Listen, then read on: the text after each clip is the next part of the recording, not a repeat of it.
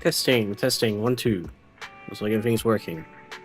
Hello, everyone, welcome back to Sendless Zone Zero. Today we're gonna be doing the part 2 of 1.7. I was gonna say 7.1. Hasn't been that long yet. Yeah, so 1 second. Well, that's why you're blinking. The event just opened up. Yeah, so part 2 at 7.1 is probably going to be continuation. 1.7 is going to be a continuation of Hugo and Vivian's story. So let's get started by talking to Ice.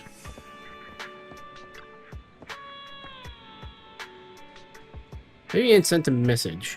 Seems they made more progress on the sacrifice issue. Wonder how Vivian's been doing.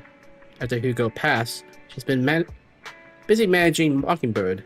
We haven't talked to her in quite a while. Belle, do you want to arrange a time to meet up with her? Alright then, I'll arrange a time with Vivian. You just rest and I'll tell you when. I practically don't want to talk to Vivian because I'm scared of her, says Weiss.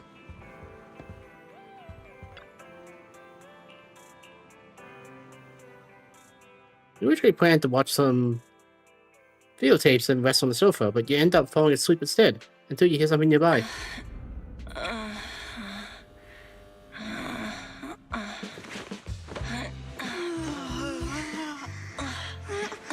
Lord Faison. That's creepy. Vivian? Vivian?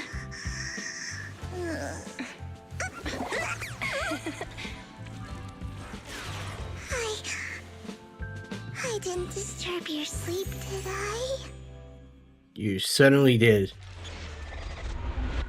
Even Fairy was like, what the hell? When I got here, the other Lord Faison said you were resting on the couch and just let me in. I meant to keep you company while you slept, but then I dozed off myself. Ugh. I was going to sit here looking super cute, hands cupping my face. You know, like the #1 sleepy face I want to wake up to pose. I can't believe I ended up falling asleep myself. #1 sleepy face? What? Sleepy face? What pose? That was a lot of words in one breath. Are you sure you got enough sleep, Vivian? Girl's been watching too much anime. No, Lord Faison. I was just worried that I had disturbed your rest. Just being able to see you sleeping peacefully is already the highlight of my day. No, my entire month. Though it is a bit late, but good morning, Lord Faison. Do you need anything from me today? Why so formal? That was so formal. Feels like you're about to drop some big news after a greeting like that. Mockingbird's death has stirred up quite the storm. I took some time to gather intel. It seems someone deliberately leaked the story that Hugo is an illegitimate child of the Ravenlock family. But I haven't found the source yet. I think I can guess who. Could it be Hartman? Could it be Hugo's uncle, Hartman? Maybe he's trying to turn people against Hugo and Mockingbird by playing the illegitimate child card. I suspected that too. He could be using Hugo's background to make people believe Mockingbird is just another Top's pawn.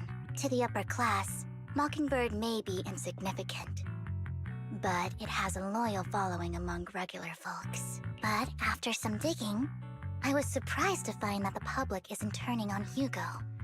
They're actually starting to see him in a better light. Some people feel bad for him, some relate to his struggles, and Hartman's the one getting all the heat.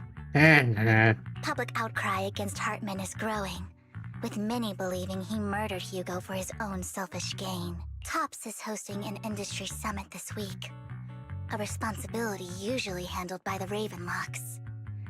But my sources tell me another family has taken over this year at the last minute. If I'm not mistaken, Tops is intentionally keeping its distance from the Ravenlock family due to the current public sentiment. I won't just give up like that. Could it be that someone's trying to get rid of Hartman?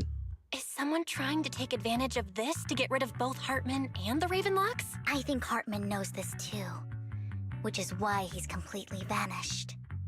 No matter how hard I search, I can't find a single trace of him. Hartman must have taken the sacrifice core. Now that he holds this bargaining chip, he is definitely going to negotiate his way out of this with the Exaltists. Sorry for interrupting, Vivian, but I need a quick word with Belle. Oh, no problem at all.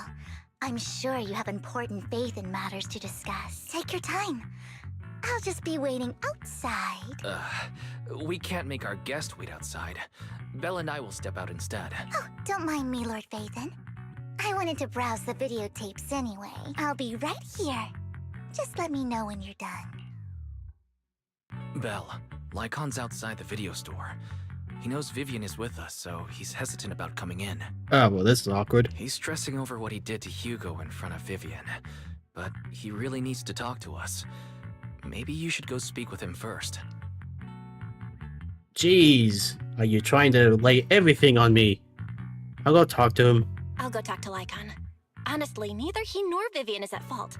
As proxies, it's our job to be the bridge between them.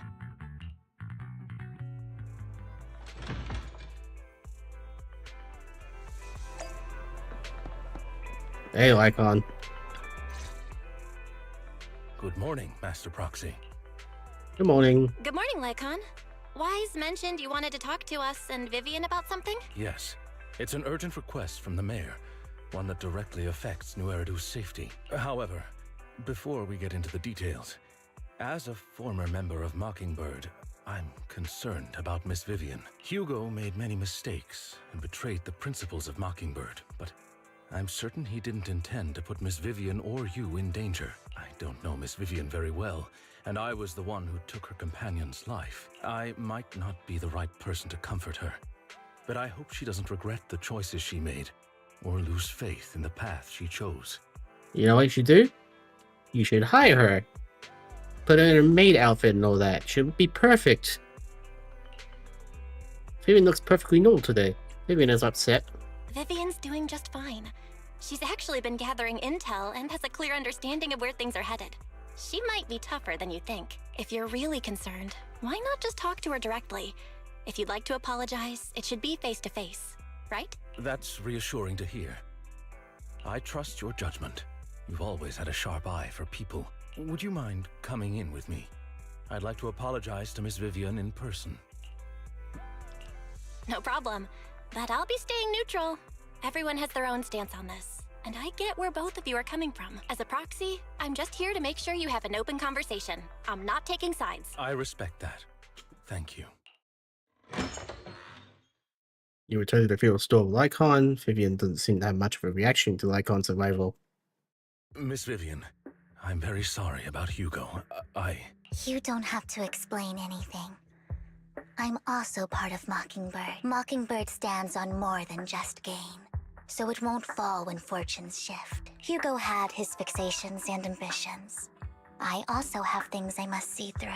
I'm determined to get to the bottom of the Exaltists and the sacrifices. Miss Vivian, as a former member of Mockingbird, you have my deepest respect. You have my word, whatever comes next. I would never harm you or Master Proxy. As for Hugo, please, accept my condolences. Condolences? That's not necessary. Mockingbird has plenty of tricks up its sleeves. This isn't the kind of act that ends so easily. Wouldn't you agree? You're right. Huh? Huh? That's it? You two just figured it out? Oh, that was fast. Master Proxy, I believe we all share the same goal. Uncover the truth of the Exaltists and the sacrifices. The mayor has tasked me with inviting you to take on this mission, and hopes we can work together moving forward. If the mayor wants to work with us, I trust he will demonstrate his sincerity in kind. Mockingbird will not serve as a pawn for the powerful. That will never change. Of course. While the mayor cannot handle this personally, he will make sure we have all the intel and support we need. Miss Vivian, I know you have your own intelligence network, but for some high-profile shady dealings, perhaps the mayor can provide you a different perspective. Please, take your time to discuss. If you're open to collaborating, I'll set up a call with the mayor so he can speak with you both directly. I'll think about it. I need to discuss this with Wise and Vivian. With so many people involved in this, we need to be very careful. Of course, I completely understand. When you've made up your minds, you can find me at the Ballet Twins. Everything bad always happens at the Ballot Trends. Jeez, it's like a meetup spot for everyone. What do you think about Lycon's suggestion to work with the mayor?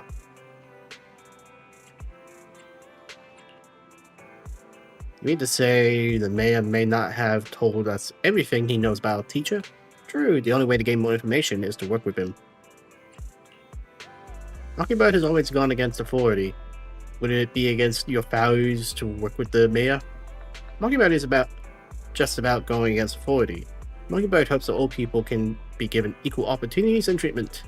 I don't exactly trust the mayor, but I believe he's someone we can work with. At the moment, at least.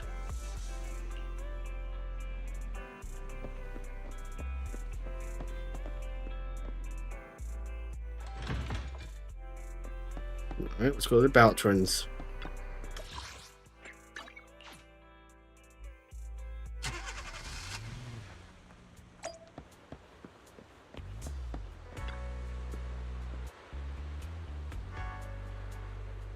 This is a bad camera angle. Since you and Miss Vivian had made your decision. Of course, please rest assured, when it comes to sacrifices, the mayor's interest aligns with yours. However, we both want to protect the people in Urudu. I'll connect the call to the mayor now. My dear friends, I'm glad you're willing to keep working with me. I'm truly sorry about what happened to Mr. Hugo Vlad. I didn't anticipate things would turn out this way. As mayor, I can't fully condone Mockingbird's actions, but personally, I had a lot of respect for Mr. Hugo Vlad. I looked further into Bringer's map. The sacrifices were created by an exaltist named Landon, who was active in Janus Quarter. Mr. Landon passed away in an accident a few years ago. Before he died, he was researching sacrifices and was said to have created a batch of serum that could turn living people into sacrifices. The problem was, the serum wasn't stable, and after his death, the recipe was lost. No one knows what happened to the exaltist in Janus Quarter back then, but it's clear that after the leader died, there haven't been major exaltist activities in the area. Bringer's map marks the locations where the exaltist's most successful attempts at creating sacrifices were. Oh, they passed away. Since this person has already passed away, and the exaltists haven't been active around here for a while, then could it be that this is just Hartman acting on his own? Unfortunately, that's not the case. My sources confirmed that Hartman had been secretly in contact with someone, and they only meet inside the Hollow. Someone from Tops? Is it possible it's someone from Tops? Tops is a huge alliance of corporations. They wouldn't bother getting their hands dirty. Instead, they just sit back and reap the rewards. Everything Hartman is doing is to secure his place in Tops and strengthen his power within the Ravenlock family. If my guess is correct, Hartman has gotten in touch with the remaining members of the Exaltists that used to follow Landon, helping them create new sacrifices. What's in it for Tops? But what's in it for Tops? There's no way the Exaltists would just hand over their secrets about sacrifices to Hartman, right? A sacrifice outbreak would throw the city into chaos. And that's when Tops steps in, taking control of the situation on their terms. The public will see the mayor as incompetent, while Tops comes off as the real protectors of the city. And when that happens, public trust will shift towards Tops. And Mr. Mayor, you might find yourself in an unfavorable situation. Still sharp as ever, Miss Vivian. So, what exactly do we stand to gain from partnering with you? Please don't tell me you're doing this out of some noble concern for your citizens. I'm not some hero of justice, and I don't believe in lofty ideals or empty promises. We have a common enemy. While our ideologies may differ, we can work together on this. And as proof of good faith, I may not know exactly where Hartman is, but I can fan the flames over Mockingbird's death and escalate conflicts within the Ravenlock family. So it was you behind the rumors. No wonder I couldn't trace the source of the public outcry. I'm not the one who started the rumors. I just helped them spread faster after they leaked. And I pulled a few strings to make sure the story painted Mr. Hugo Vlad as a heroic figure who was unfairly persecuted. As I said before, I had a lot of respect for him, and I'd be happy to clear his name. Now let me lay out my terms for collaboration. After looking into it, I found that the dormant sacrifice you discovered wasn't the only one. There are more places where sacrifices might be lying dormant. Too many eyes are on me right now, so I can't send my own men to deal with it. I'd like to ask you to retrieve the sacrifices from those locations. I'll make sure to dispose of them once you do, so no one will be able to use them again. On top of that, I've asked a friend to help monitor your physical condition, and maybe even uncover more of your potential. Her research overlaps with your teacher's work. You don't need to worry about her capabilities. She's a Void Hunter rank special investigator. Ah. Our teacher's research. Really? A Void Hunter rank special investigator is going to be assisting us? And she's involved in our teacher's research? That's right. She's heading to Janus Quarter for some business. I wanted to set up a formal meeting, but she declined. She prefers to assess things on her own and will reach out when the time is right. She'll let you know the details then. So it looks like you both are on board with this commission and ready to help recover the sacrifices? Okay. We don't want new Eridu falling into chaos either. We'll do what we can. I know you won't let me down. Given our positions, we might not be friends, but we're definitely not enemies. I'll leave the rest to you then. I've got to go. Goodbye. Glad the two of you have decided to continue working with us. With your help, we are sure to successfully recover the sacrifice. I have other business to deal with, so please excuse me. If you require anything, please feel free to contact me anytime. Lord Faithful, shall we head out now? Not got anything else to do. That's funny, level 54. We fighting? Take me. This is Only the brave. my Now, blade from is what at I the heard- ready. You have my complete support. Yeah, you need like her with her. Well, she's the ideal, from what I heard.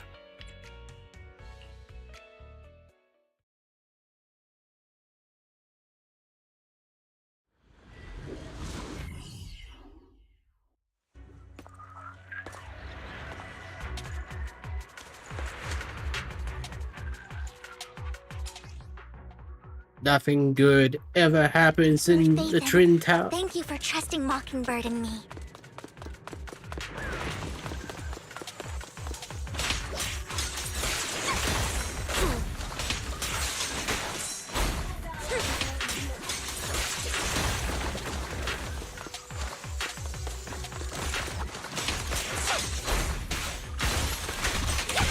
Seriously, nothing good ever happened to you. Don't touch me.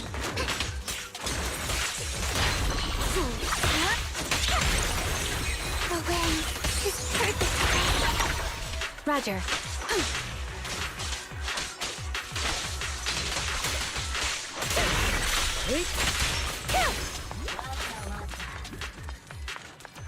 That was easy.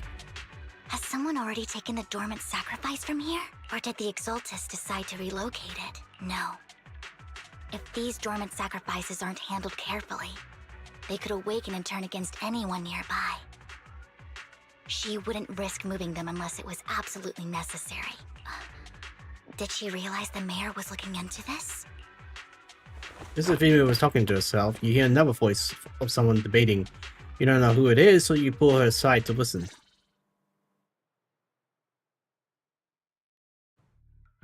Did Hartman just make up this intel to get a shot working with us at Tops?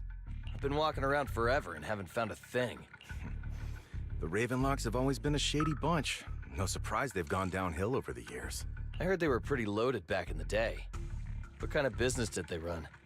No clue. On the surface, their businesses seemed legit, but who knows what was happening behind the curtain. Probably something with the sacrifices. I mean, how else would he know about the dormant ones left around here for years? And he was so sure that even if those original sacrifices didn't work out, he had a backup plan. Backup plan? What could that be? Well, that's beyond me. I just happened to overhear something while I was next to Mr. Edmund one day. What's Topps planning to do with all these sacrifices, huh? For research? Do you think we'll ever have a normal life in the Hollows? Don't ask questions you shouldn't be asking. All right. There's nothing here anyway. Let's leave the Hollow and report back on what we found. And we'll make it just in time to clock out for the fieldwork shift. Let's get out of here first. Wow, those are terrible employees. After the two Topps employees left, Vivian appears visibly unsettled. Hartman, that fool. He'll do anything to get into Topps, even if it means playing with fire. She's an exaltist. Human lives have never mattered to her. The more people get dragged in, the greater the danger. Wait, what?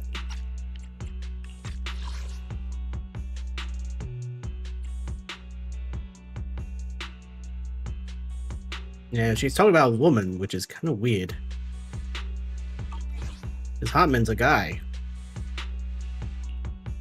Who's the she you're talking about? Vivian, I've been dying to know. Who's this she you keep mentioning?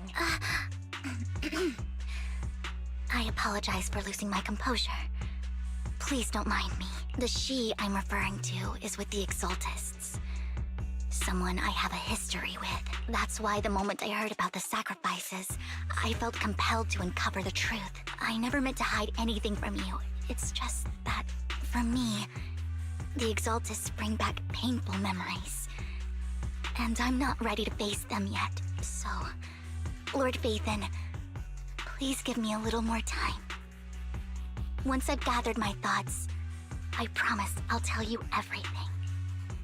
Sure, I'll stop asking. Sure. I won't pry anymore. Everyone's got a past, and you don't have to dig up old wounds if you don't want to. I can see the Vivian I know now is super brave and kind. I believe you've really put in the work. Lord Phaethon, if we weren't in such a hurry, I'd spend 3 whole hours singing your praises. Please don't. I'll make note of this and make sure to get it done before bedtime. Please don't. First things first, let's track down those dormant sacrifices. The Exaltists have probably realized someone's after them by now. Yeah, probably. I wish we knew what Hartman's backup plan is. I just can't shake the feeling that something bad is about to happen.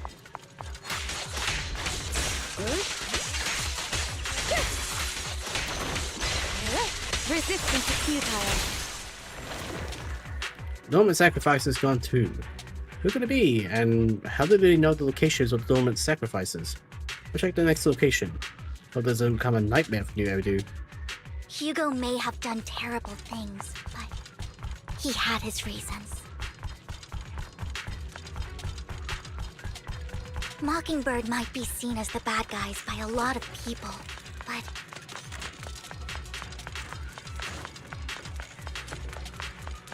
ironically, joining Mockingbird is what put me on the right path. That's new. For the first time, I'm needed for more than just my curse. Who the hell are you?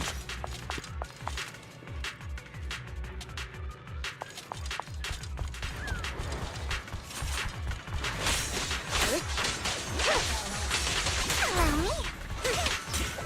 Look around.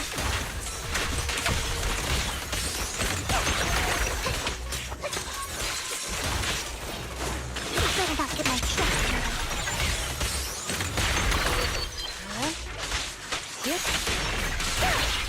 Nothing here either.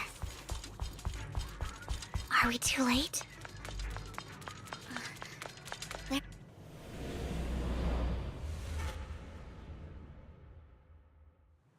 That was trippy.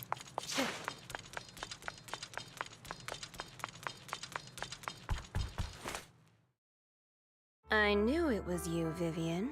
Camille, what are you doing here, sis? Are you destroying the dormant sacrifice? Sister. Vivian, don't call me sis. I'm not your sister. Are you trying to stop the Exaltists? I never left the Exaltists. You know what Landon did back then. Lord Landon did it for the Creator. His methods may have been extreme, but they were necessary. Back then, you walked away. You should do the same now. We didn't meet today. Take your friends and leave. What's wrong? Are you being forced into this? I can help you. Help me? Like how you helped her? Vivian, you're crying. You see me, don't you? No, You haven't changed a bit, Vivian. No need to hide your tears. I know exactly what's ahead for me. You've made your choice. And I've made mine. You sound like Ellen. One last piece of advice. Stay out of this. She loathes you. I won't tell her we met today. Don't show yourself around us again. Camille! Camille gives Vivian one last glance and throws a smoke bomb to the ground. The noise attracts some appeals. Even though you have many questions, dealing with the immediate threat feels like the right choice right now. Lord Phaethon, watch out! I'll tell you what that was about later. Let's take care of the ethereals first.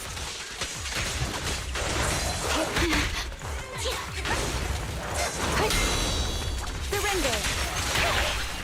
Such provocations don't go unanswered. What an eyesore. Don't you know? Get my first dirty little tip.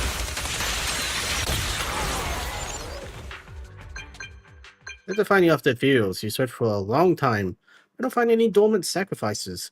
After deliberating with Vivian, you decided to leave the hall for now and figure out your next move. Just then, the phone rings. You two took longer than I expected. Did something happen? We searched the coordinates the mayor provided. Most of them were already empty. No dormant sacrifices. Camille, the Exaltists have been actively destroying the dormant sacrifices. The Exaltists? There's no reason for them to go after the sacrifices, right? I saw it too. Vivian is telling the truth. I saw it too. And one of them is someone I once knew. I thought she would leave the Exaltists after Landon's death. But she stayed. Do you have a history with the Exaltists, Vivian? When I was a child, I stayed with the Exaltists for a while. Back then, Landon was one of the most respected figures among the Exaltists in this region. A lot happened. And after Landon died, I can't turn a blind eye to the sacrifices. I know all too well how many lives have been lost bringing them into existence. Ever since I learned a sacrifice had appeared in Janus Quarter, I haven't been able to stop worrying. I won't let history repeat itself. That's why I asked Hugo to investigate, starting with the Sacrifice Corps. Vivian. Please stop. I'm not looking for comfort. I'm just recounting the story for you to understand the situation. We've got bigger things to focus on.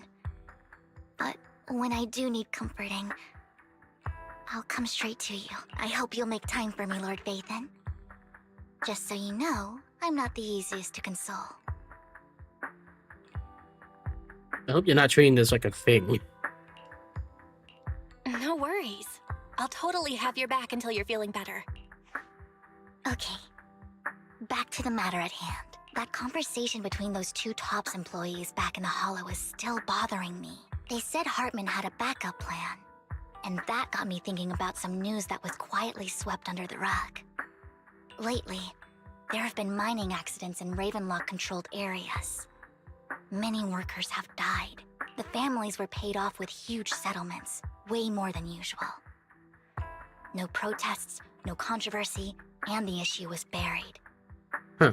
But considering the Ravenlock's financial position, why would they be so generous with payouts? Sounds sketchy. That sounds sketchy. Are you saying they made up the accidents and the workers' deaths? Precisely. I don't think those workers died in mining accidents. I'm planning to reach out to some old friends, see if they've heard anything about this. Do you have time, Lord Phaethon? My contacts are just near 6th Street. Care to join me?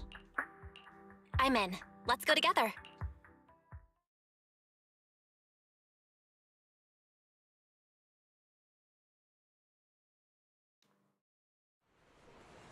You'll arrive at Luminous Square with Vivian to meet her old friend.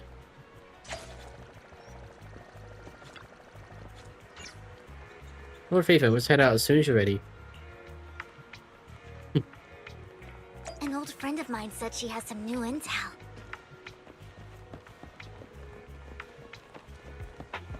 She's like a mentor to me. I learned a lot about data scraping on Internet thanks to her. Hey, Rain.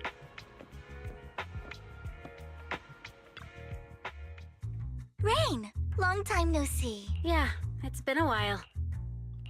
Rain? You two knew each other? Yeah, Faithin. Long time no see. Rain! You actually know that Lord Faithin is Lord Faithin? No, I mean, you actually know Belle is Lord Faithin.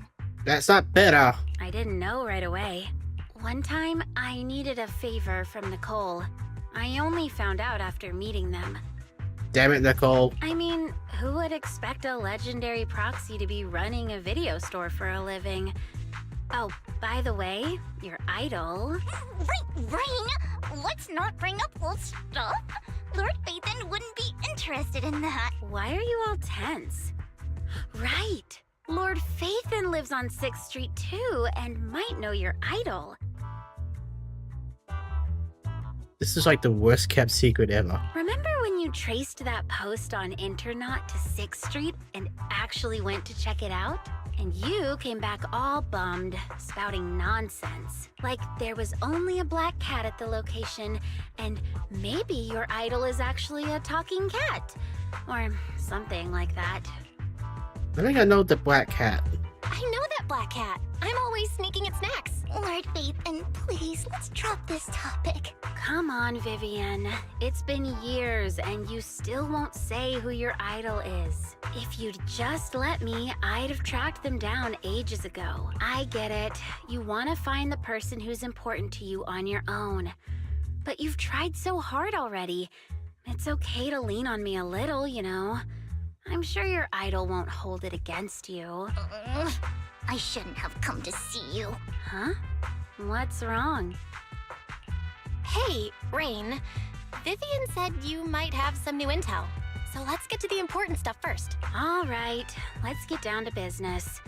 Here's something I'm pretty sure about. The Ravenlock family's claim that those missing workers died in an accident?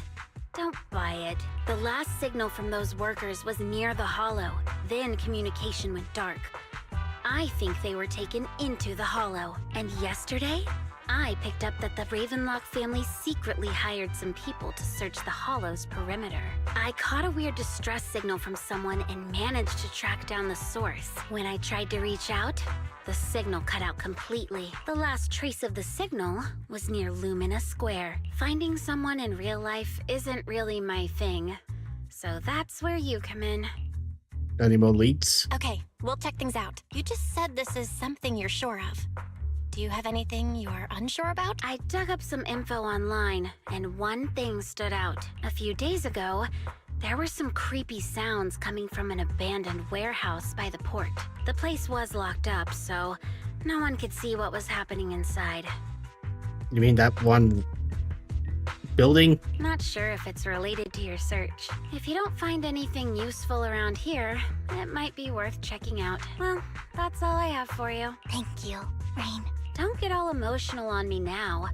I'm just helping out a friend. This one's on the house. Consider it payback for the favor you did me last time. But if you still want to find your idol, hit me up. I've been curious for what... Alright, don't worry about it. I'll manage it myself. Stop being so nosy, Rain. Nosy? Nah, just professionally curious. What kind of person is worth all this searching, huh? But honestly, whoever they are in real life, they've become a part of you. You've come a long way in this search, Vivian. I much prefer the person you are now. So if you find this person, don't chicken out. Go meet them. People will appreciate you for who you are. Rain. I might not care about the real world or what it'll be like, but I hope everyone I know can live a good life. I'm counting on you to save the world, guys. All right, I have other business to take care of, so I'll leave the rest to you. Rain waves goodbye to and leaves. Vivian mentions she knows someone who's really skilled at finding people in real life, so you follow her and continue on your way. Lord Phaethon, please pay no mind to what Rain said.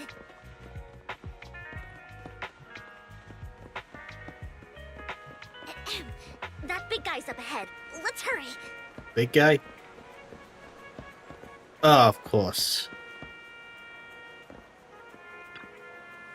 Long time no see. Seem to be doing well, little one. Yep, I made lots of friends since the last time we met. My friend got ill before, and it was the manager who helped heal him. I didn't realize you two knew each other. The next time I head to manager's place, will I get to see you two? Yep, this little guy is Lucky Boo. My old boss at my previous workplace bought it at a discount store clearance sale. And he was a terrible boss. Not only did he shirk on paying wages, he didn't take care of his bamboo either. Yeah, that guy, really terrible. And his little guy had a malfunction, the boss threw it out because he didn't want to spend money on repairs. Really, it could have just been fixed with just a simple battery change. Really, it's the best. We even changed my battery, the bestest ever. All he did was change your battery for you, but it was you who earned the money to find it. Yeah, I'm amazed too. I earned 100 dennies, just enough to buy a battery. That's where the 100 denny bamboo battery came from. Honestly, you got plenty of energy, but I told you before, you need to be more tactful. Haven't you learned anything? I learned. Pet one denny boo, give denny. Wow, you found a way to make a living, huh? Amazing. Did you need me for something? I'm super happy to help. I know you love exploring all kinds of places, so tell me. Have you come across anyone strange these past few days? Strange? You mean someone who looks hurt, scared, or kind of trying to hide where there aren't many people around? Let me think. I got it. I saw someone like that in the desert today. Someone super similar. Desert? Could it mean the outer ring? I don't think one Denny Boo could make it that far. Desert probably refers to the sandpit up ahead. Well, Faith, let's go take a look. Did it help? You were super helpful. Yeah, I'm so happy you want to keep helping. You should go and do whatever important stuff you need to do. Let's play the game together soon. One Denny Boo is just too cute, right? Wow, you fawning over someone else. I didn't know you helped it too. I knew Lord Phaethon was the best in the whole world.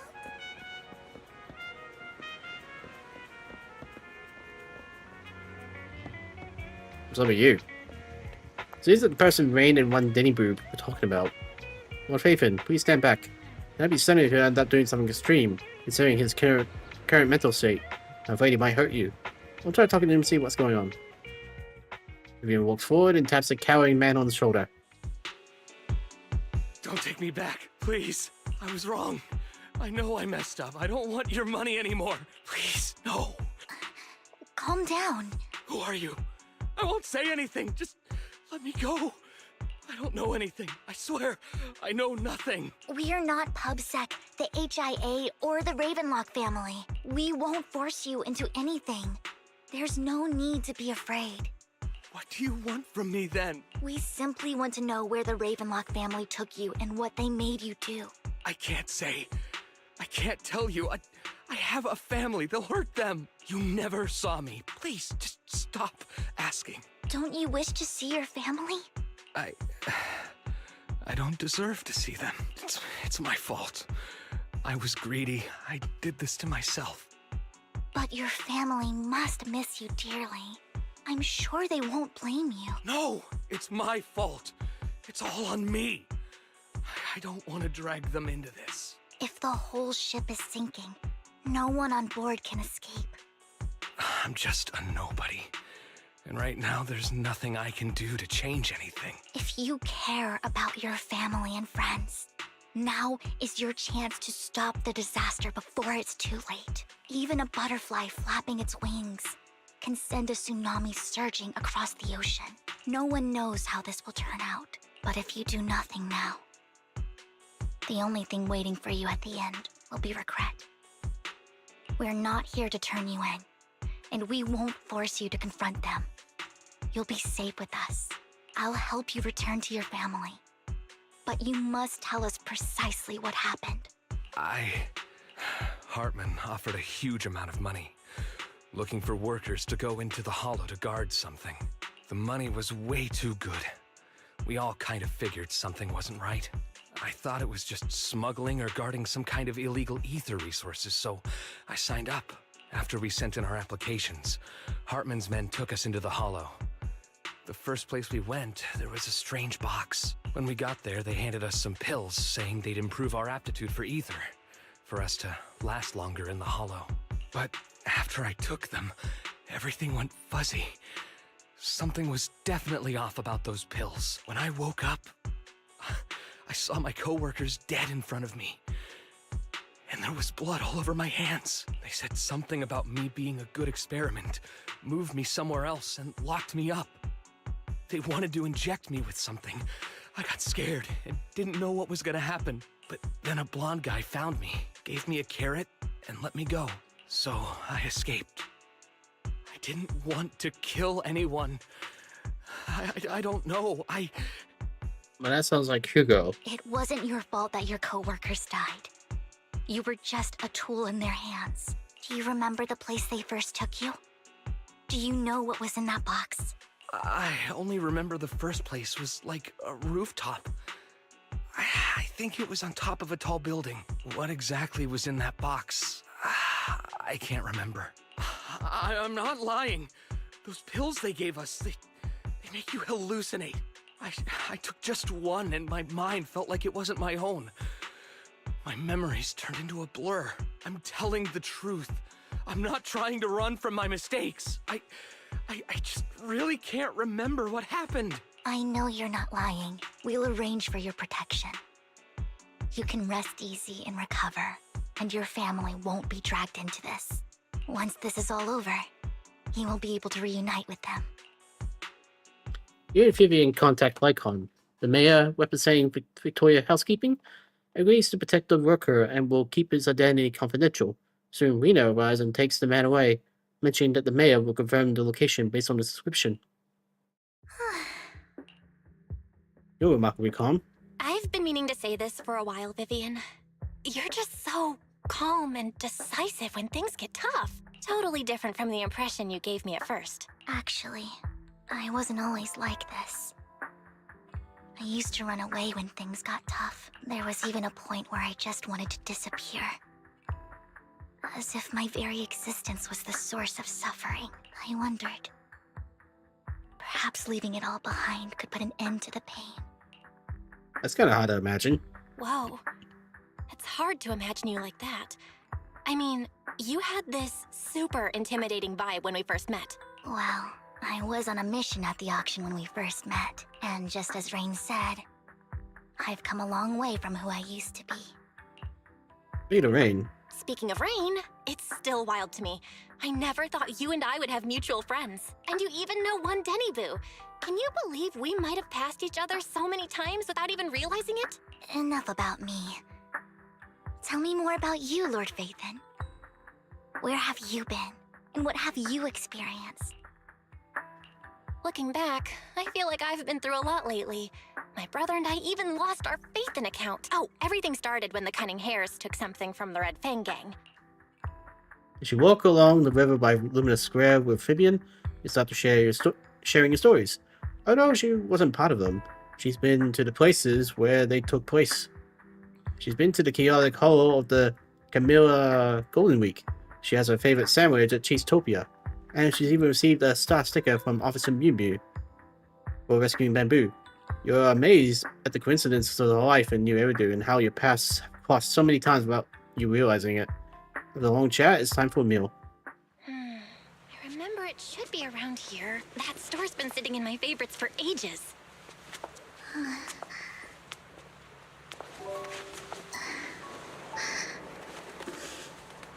Lord Phaethon! What's up? I've seen that black cat on 6th Street. That harmonica in the outer ring you mentioned. I've heard it before, too. I've even been to the monument outside Hollow Zero. But none of that was a coincidence. It was me.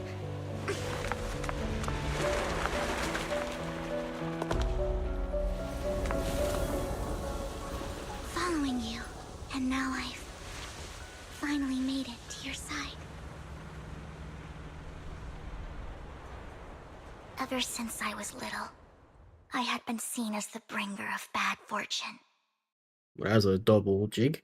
It kind of sounds very stalkerish. I had traveled to many places and witnessed far too much misfortune.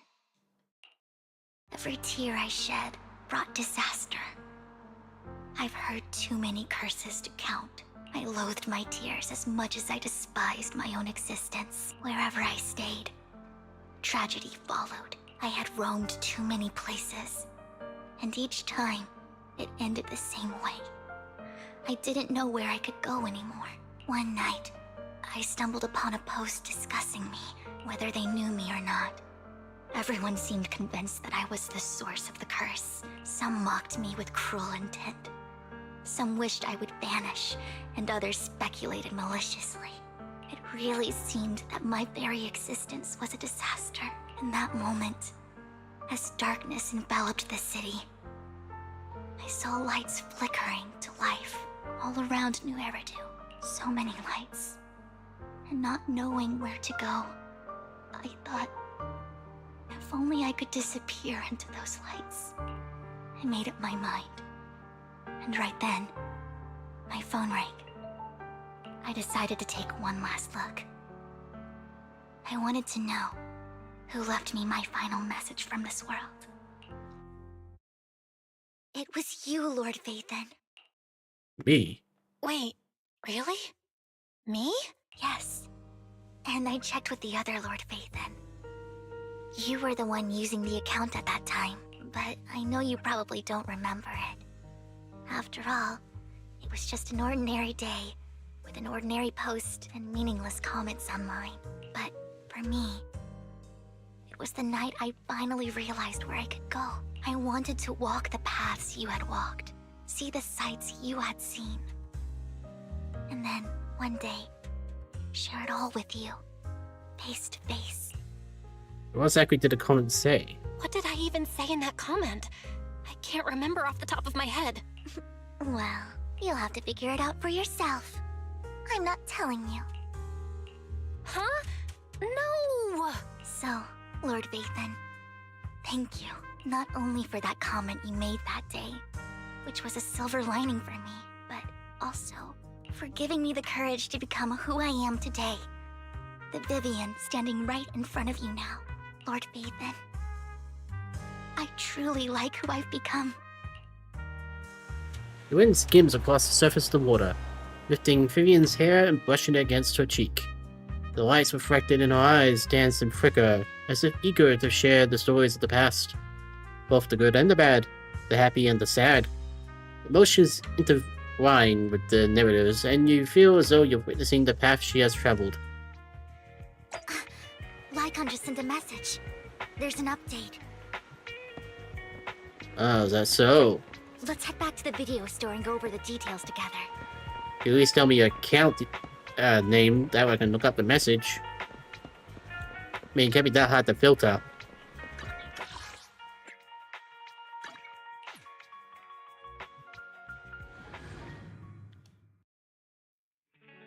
Vel, you're back. Lycon told me he wanted to meet up with us online to discuss things when he returned. I'll call him now. Master Proxy, Miss Vivian. The gentleman Rena brought back has stabilized and calmed down now. Based on his account, we've identified where Hartman is hiding the core. He also mentioned that Hartman plans to trade the core with a group of people.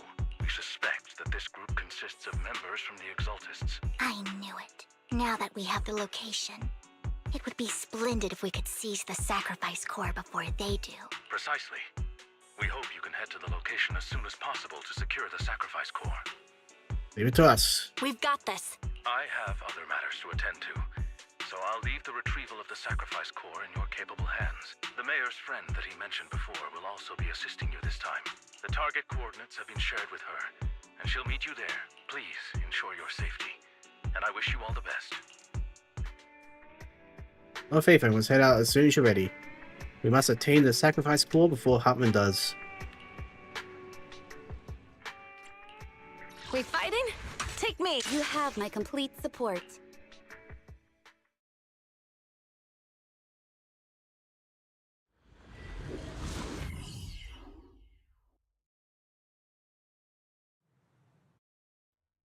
Here again, come on.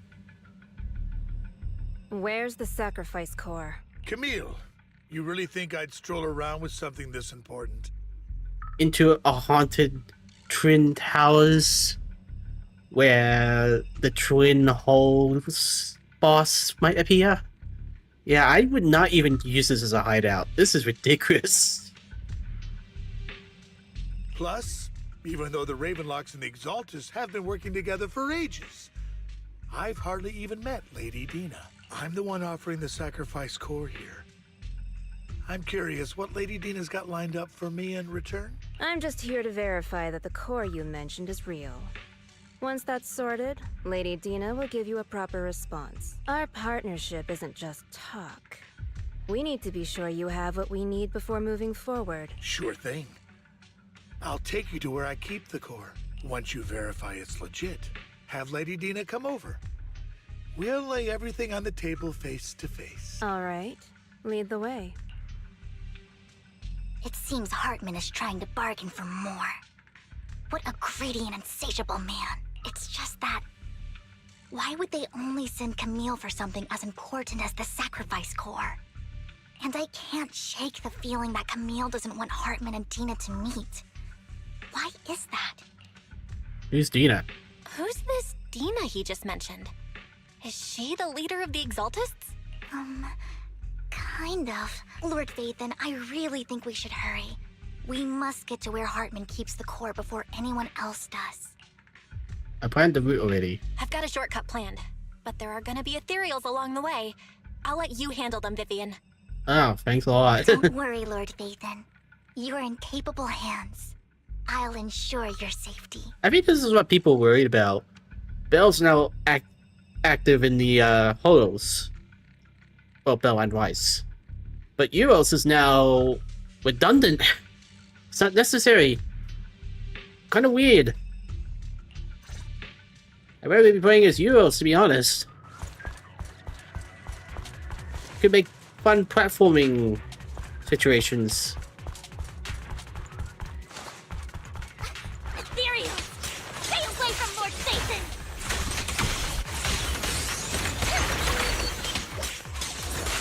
And through the perimeter.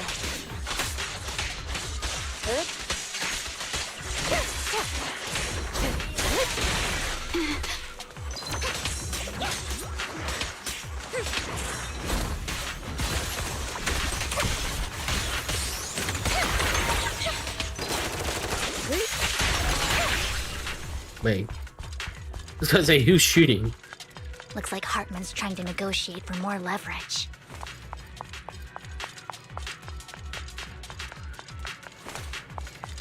Let's get out of here before we're spotted.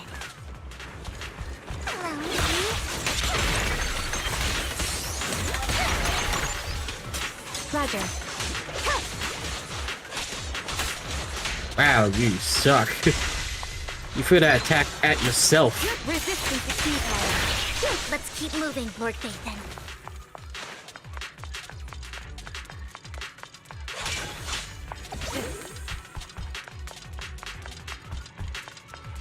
Leave the enemies to me, Lord Vathan.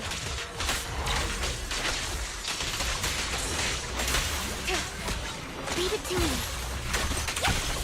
Look around.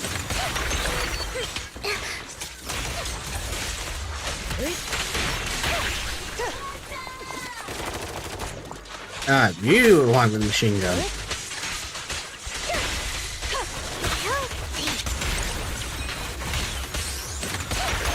I'll handle it.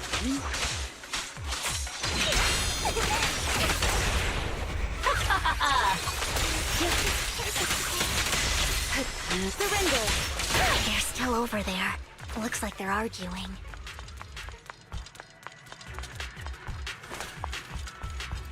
This is our chance. Let's hurry. No matter who has the sacrifice core, Hartman or the Exaltists, it would be really dangerous.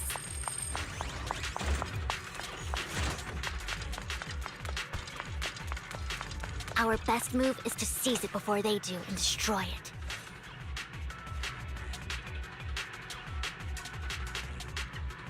Oh my.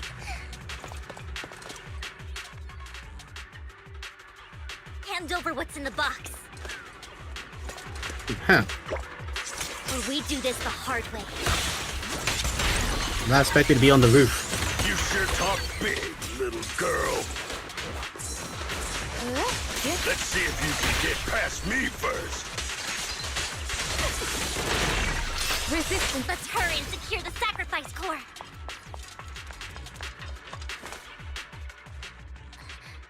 Lord Phaethon, the box is empty. Of course. Why would they leave the box in the freaking middle of the roof? So Hartman never kept the core here to begin with? How did you even find your way here? Dude, this is where we had our confrontation last time. You suck.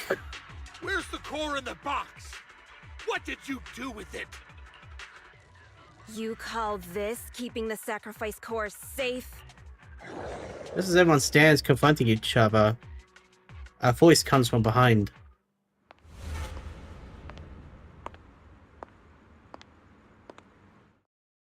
Vivian, it's been ages. Dina! Oh my, you actually remember me. So sweet. Look at you, thriving. I thought you'd totally forgotten about our past. So, tell me, do you ever dream about the people you've killed? Are they crying in your head all night? Back then, I had no idea. You had no idea? While you were soaking up all that love from Daddy and everyone else, you had no idea what was going on? I wasn't... Lady Dina, Miss Vivian didn't actually... Camille, when did I say you could meet up with Hartman today? I just wanted to make sure the sacrifice core is legit. I was worried Hartman might try to pull a fast one on us. Really? So loyal. I thought you'd be more like the old days. Just a few words from Vivian, and you'd be plotting my demise. Just like what you did with Father. I won't, Lady Dina. Don't even think about betraying me, Camille. You owe me for what went down back then. However, I do understand your worries. This core, it's fake. No way! I got this straight from Hugo. It can't be fake. Yeah, you're the biggest moron ever. How can you just claim it's fake without any proof? Ugh, seriously? Dina approaches Hartman and coldly inserts the core into an open wound on one of his subordinates. The guy collapses to the ground, screaming. Dina wipes her hands and casts a look of disdain. The sacrifice core can max out the ether particles within human bodies in no time at all. But look at your little subordinate. How uncouth. He's making noises like some animal. Can you shut him up? So annoying. The masterpiece Father made for the Creator isn't this worthless piece of junk you're holding. So, the real core. Vivian, where do you think the sacrifice core is really at? I don't know. If I knew where the real core was, I'd destroy it without a second thought. Dina, you understand what the sacrifices are. And you know those who were blessed should not have to endure such horrors. Oh, they shouldn't have suffered those horrors. Weren't you the one who decided if they'd be blessed or not? If it weren't for your tears, how would they have encountered such misfortune? How self-righteous, Vivian. Their fates were in your hands. It was you who brought disaster on them. Landon just needed an excuse. He needed someone to blame, whether I shed tears or not. He'd treat living beings as mere subjects for his sacrifice experiments. Dina, you know all of this. Landon even went so far as to sacrifice you. Shut up, shut up, shut up! Father did it for his great cause. Vivian, why do you always mess everything up for me? Everything! You did it before, and now again! You just had to ruin my plan. I was so close to fulfilling Father's last wish. If you don't give me the sacrifice core, be prepared to become food for the ethereals. Yeah, right. I told you I don't have the sacrifice core. Otherwise, I would have destroyed it already. Lord Phaethon, find the right moment to retreat. She can be quite unpredictable when her temper flares. Oh, really? You don't have it? Then I suppose there isn't a reason to keep you alive. As Dina finishes her words, several explosions erupt, followed by tremors in the ground, signaling the rapid approach of numerous ethereals. In a panic, Ahmed rushes to the car he summoned, taking Camilla and Dina with him. What, does he have a flying car now? Enemies of Section 6? They'll pay. More ethereals are coming. Watch your six! Too many. No chance to get out of this. I don't know, they seem pretty easy.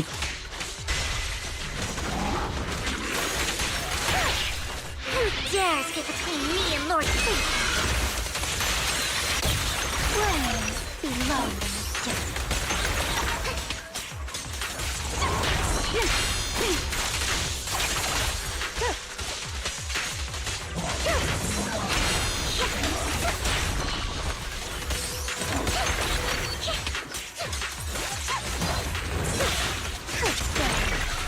Secure the room. Surrender. Well, she did that on her own. Just this once.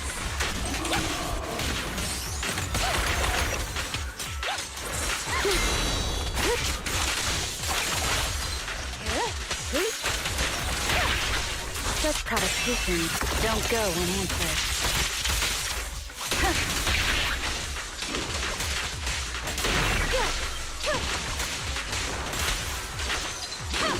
Waste of time. Stay away from Lord Nathan! There are so many.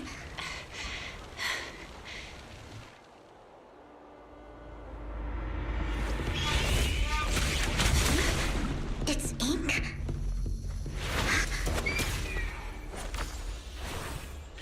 Shun Palace. Good fortune, closed gate, safety. What? An evil miasma gathers here. Another place of conflict. If you wish to avoid disaster, then head southeast.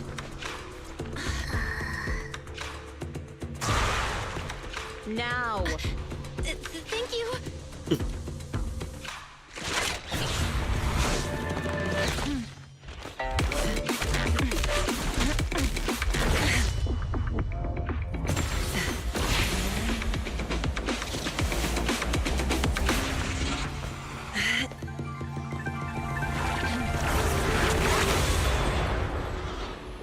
Interesting.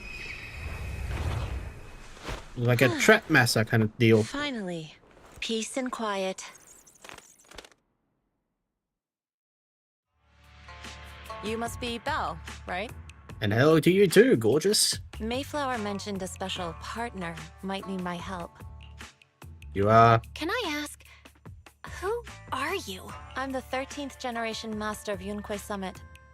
You can call me Yishuan. Mayflower passed along your info, and I was curious what kind of person you are, so I came to see.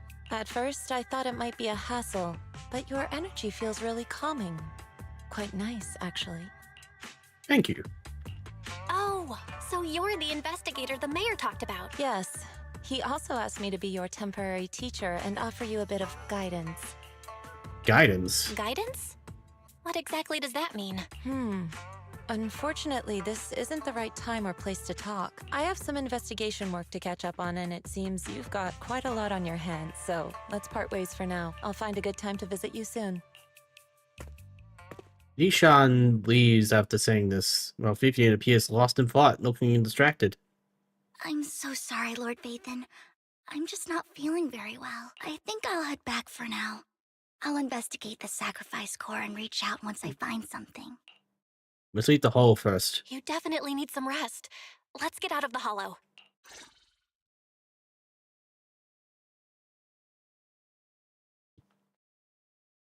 Wow, it's only been an hour? Thought it would have been 2.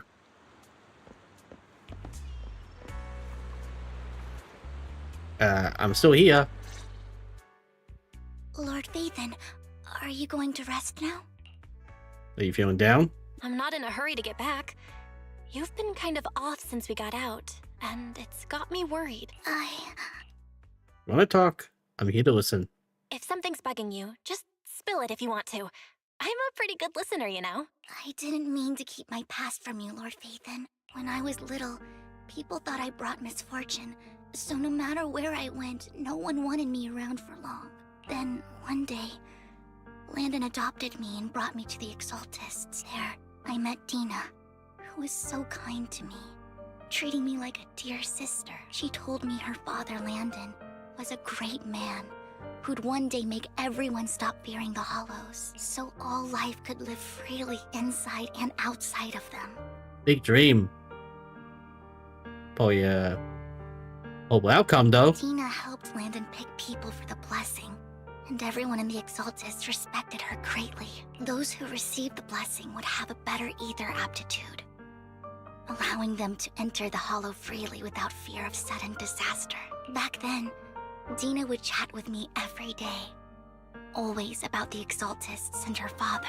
But things between us shifted when Landon asked me to step in for Dina. Landon told me I didn't only bring misfortune, and that if I listened to him, I could actually help people. After that, he'd take me to meet people, and if I shed tears, he'd give them a blessing medicine. Those who got the blessing could dodge calamities. At first, I was ecstatic, thinking I could help others. I shared my joy with Dina, but that was when she started to pull away from me. Yeah, because she didn't like the idea of you being father's favorite. Was the blessing medicine the sacrifice serum? The blessing medicine. Please tell me that wasn't the sacrifice serum Bringer had. Yes, to be precise, it was an early version of the sacrifice serum. Landon's medicine wasn't stable. The medicine Landon developed could boost abilities quickly, but also sped up the development of ether corruption. In the end, most people turned into ethereals, and a few became sacrifices, losing all human consciousness. The ethereals were killed while the sacrifices were given to the higher-ups of the Exaltists. The Exaltists wanted the sacrifices to hold human consciousness, so Landon's medicine was seen as a failure, and he gradually lost influence within the Exaltists. One day, I saw Dina, and tears streamed down my face.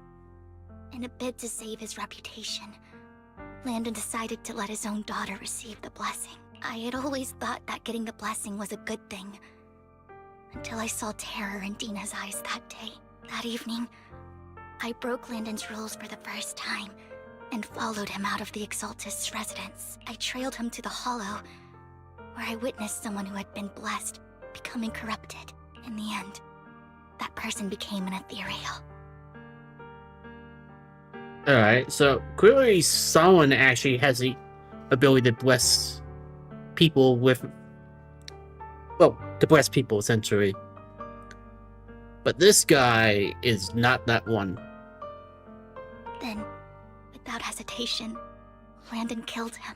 Before Landon returned, I went back to the residence and snuck into his study.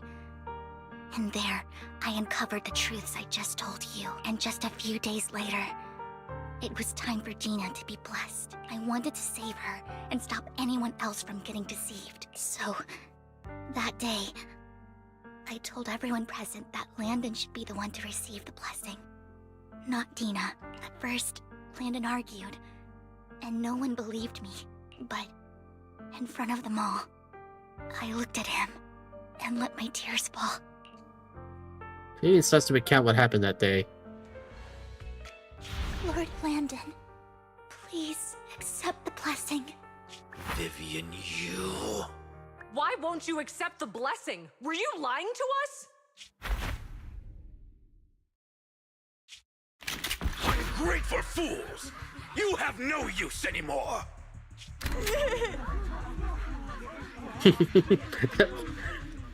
That one girl. Liar! Run! Run!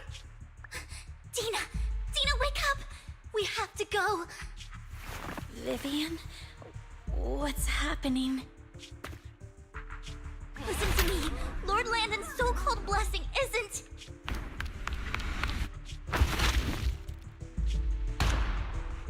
Father!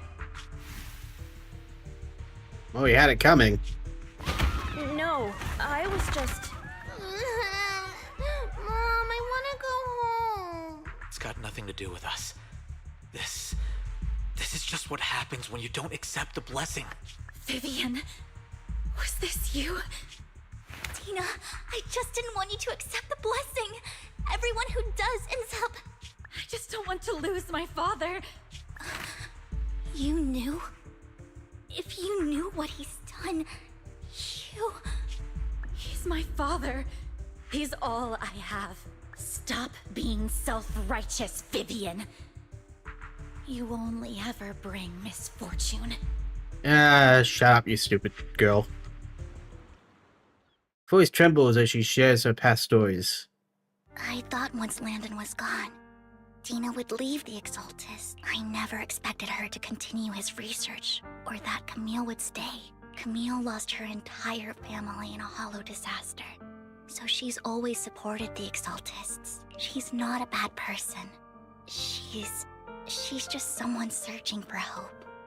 She joined the Exaltists very early on, and even watched Dina grow up. That day, she was just so desperate to save Dina that all these years she's been following Dina, taking care of everything out of guilt, I think. But I didn't just fail to save Dina. I trapped her. I see misfortune approaching, but I can never change its course or avoid the bad ending. Maybe I really am a bringer of misfortune. Don't think like that. No way.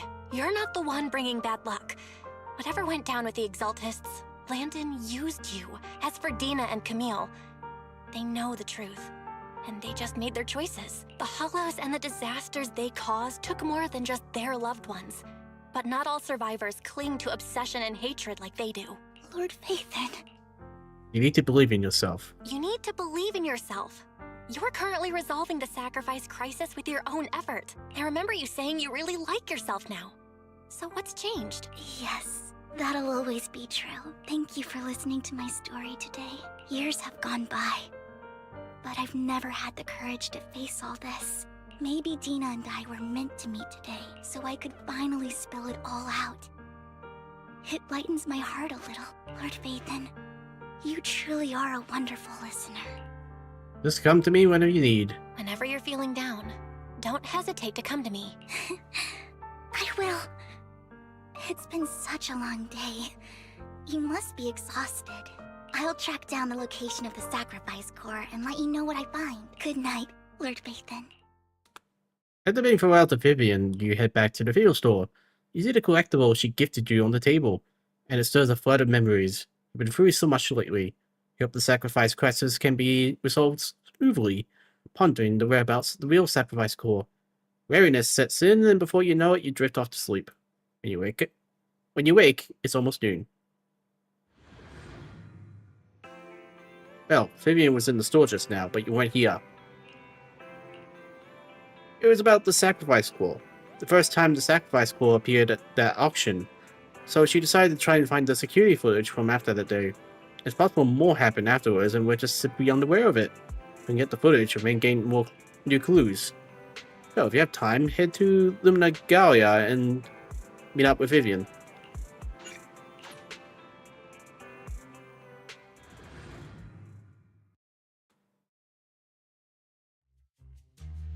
Earlier, Vivian exchanged information with an acquaintance at the auction house's lounge. Shawl, I didn't expect you to be working here. Perfect. I was just covering someone's shift. The screening here is super strict, and I was afraid the supervisor would realize I was new and subbing for someone, so I hid in the control room during the supervisor's inspection. So I happened to bump into this guy, a blonde man wearing a hat, and I think he was checking some footage. Here you go again. Then he logged that footage into the tape he brought. Later, I found that part of the footage had been wiped. Blonde, wearing a hat. Could it be Hugo? Well, I literally can't imagine anyone else. Do you know him? I think it's him. If it were Hugo... I think I know where he would hide the tape. Thank you, Shaw. You were a big help. Great! You also helped me a lot when I started working. I used to make mistakes all the time. If it weren't for you cleaning up my messes, I would have been fired ages ago. So I'm happy I could help you too. All right, go ahead and do what you need to do. We'll catch up another time. As saying goodbye to Shaw, Vivian leaves the lounge. Lord Vivian, you're here. Someone I used to work part-time with just so happens to be covering a shift at the auction. I learned from her that Hugo once took some footage away from him.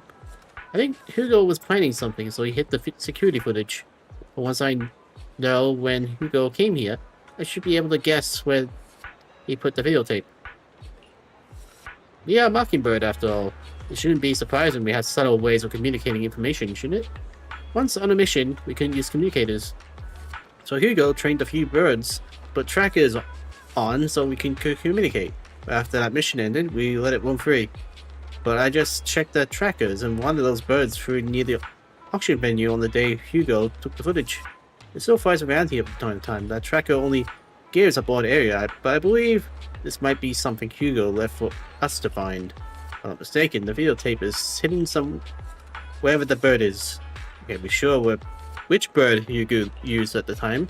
All the birds he originally trained had at least some black feathers. Well, if let's split up and search the area. If you see a bird, can you send me a picture of it? I could be able to recognize it. Okay. Someone want to check first. Okay, I still got time for that one. Not gonna be a bamboo, is it?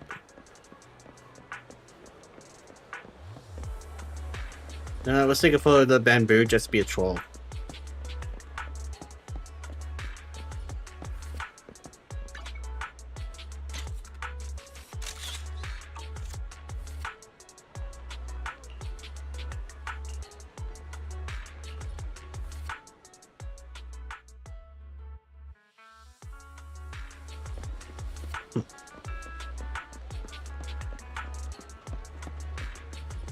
Interesting. I don't think you've ever been back here before.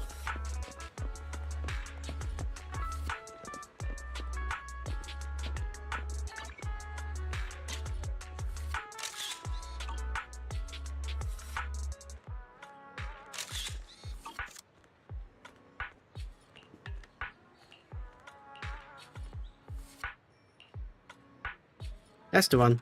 So thanks to Lord Favorite, we found them so quickly. If it's here, then Hugo must have hidden the videotape among these boxes. Go through the boxes and find the recording, but it's been damaged.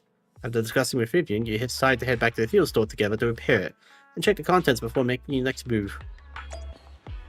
Why would it be damaged? Was it like rain damage or something?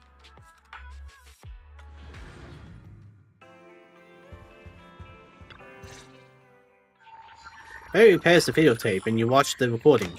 The content leaves you shocked. It's a conversation between Hugo and Camille. If I'm not mistaken, you and Vivian share the same goal.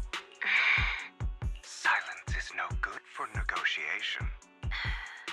I just don't want Dina to reach a point of no return. Hasn't she already reached that point with what she's doing?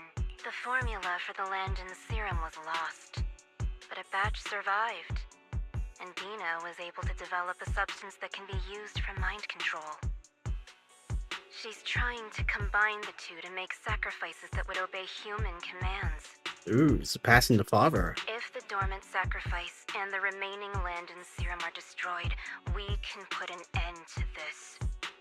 Dina's concoction can't create sacrifices on its own. And the sacrifice core? That belongs to the creator, not her. Although I find Landon's methods despicable, I can't deny that the Exaltists and the Creator are leading us in the right direction. I just don't want Dina to spend her life trapped by her father's mistakes. Unfortunately, she already is. I mean, no offense, but I find your protectiveness rather weird. Yeah.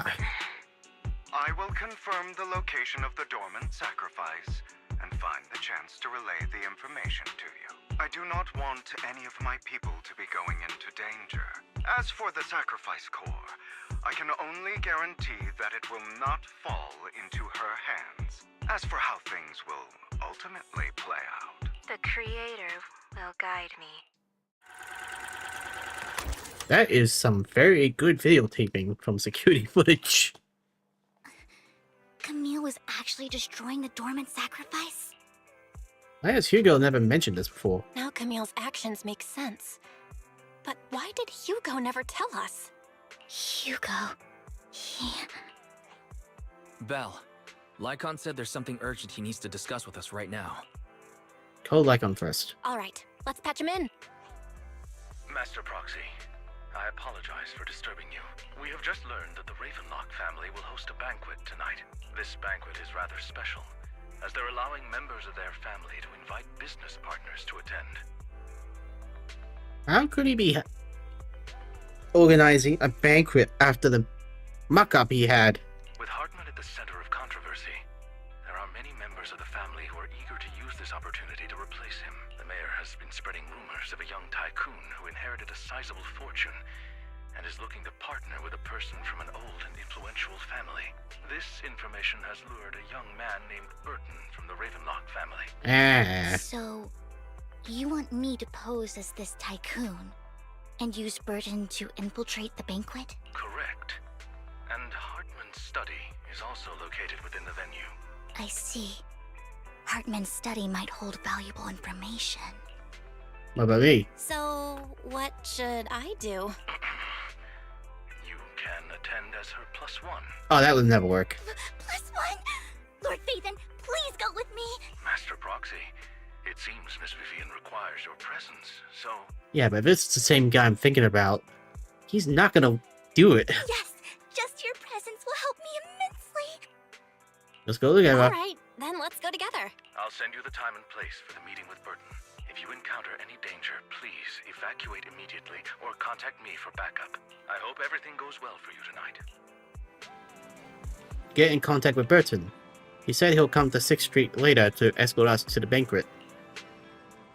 Anything I need to look out for? I'm a bit nervous. Alright, Lord Phaethon, just leave the socializing to me. I will let any evildoers get close to you. Since there's still some time before we have to go, should we watch an instructional videotape on formal dinner etiquette together? And then do anything for videotapes when I first went to cover a banquet for Mission 2.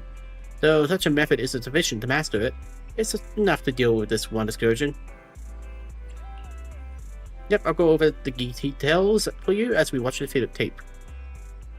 Use some last minute studying on the etiquette expected at a formal banquet for your mission that night. Before you know it, evening has arrived. Shouldn't I be wearing something formal as well? Lord Phaethon, Burton sent his location.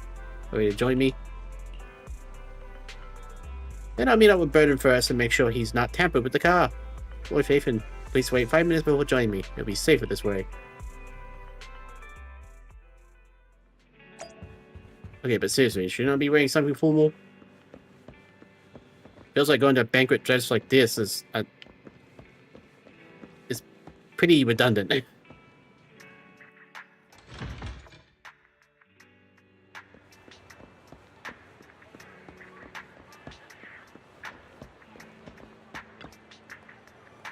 Ah, you're not the same guy. Oh, you're very vampire looking. Miss Banshee, this is... Is something the matter? Ah, what I mean is, this person doesn't look like your bodyguard. Ravenlocks can protect me, no? Well, that's true. Why would I bring a bodyguard? This is my escort for the night. She's heard the Ravenlocks are throwing a true feast for the centuries. With plenty of delicacies not available anywhere else. Don't you want to try some? You're not so stingy that you won't allow your guests a +1, are you? Of course not. Since you are an important companion of Miss Vivian's, you are also my honored guest. Let's be off then. My chauffeur shall take you to the port, and from there, we will take a speedboat to the manor. Ooh, speedboat. About an hour later, you arrive at the Ravenlock Manor. With Burton's guidance, you go through numerous security checks, before finally arriving at the banquet hall. Miss Banshee, I believe I've shown you my sincerity. Now how about you? Sincerity? My presence here is a show of sincerity. If we're to work together, Miss Banshee, you should drop your pretentious act. I am well aware of the ways of the Ravenlock family.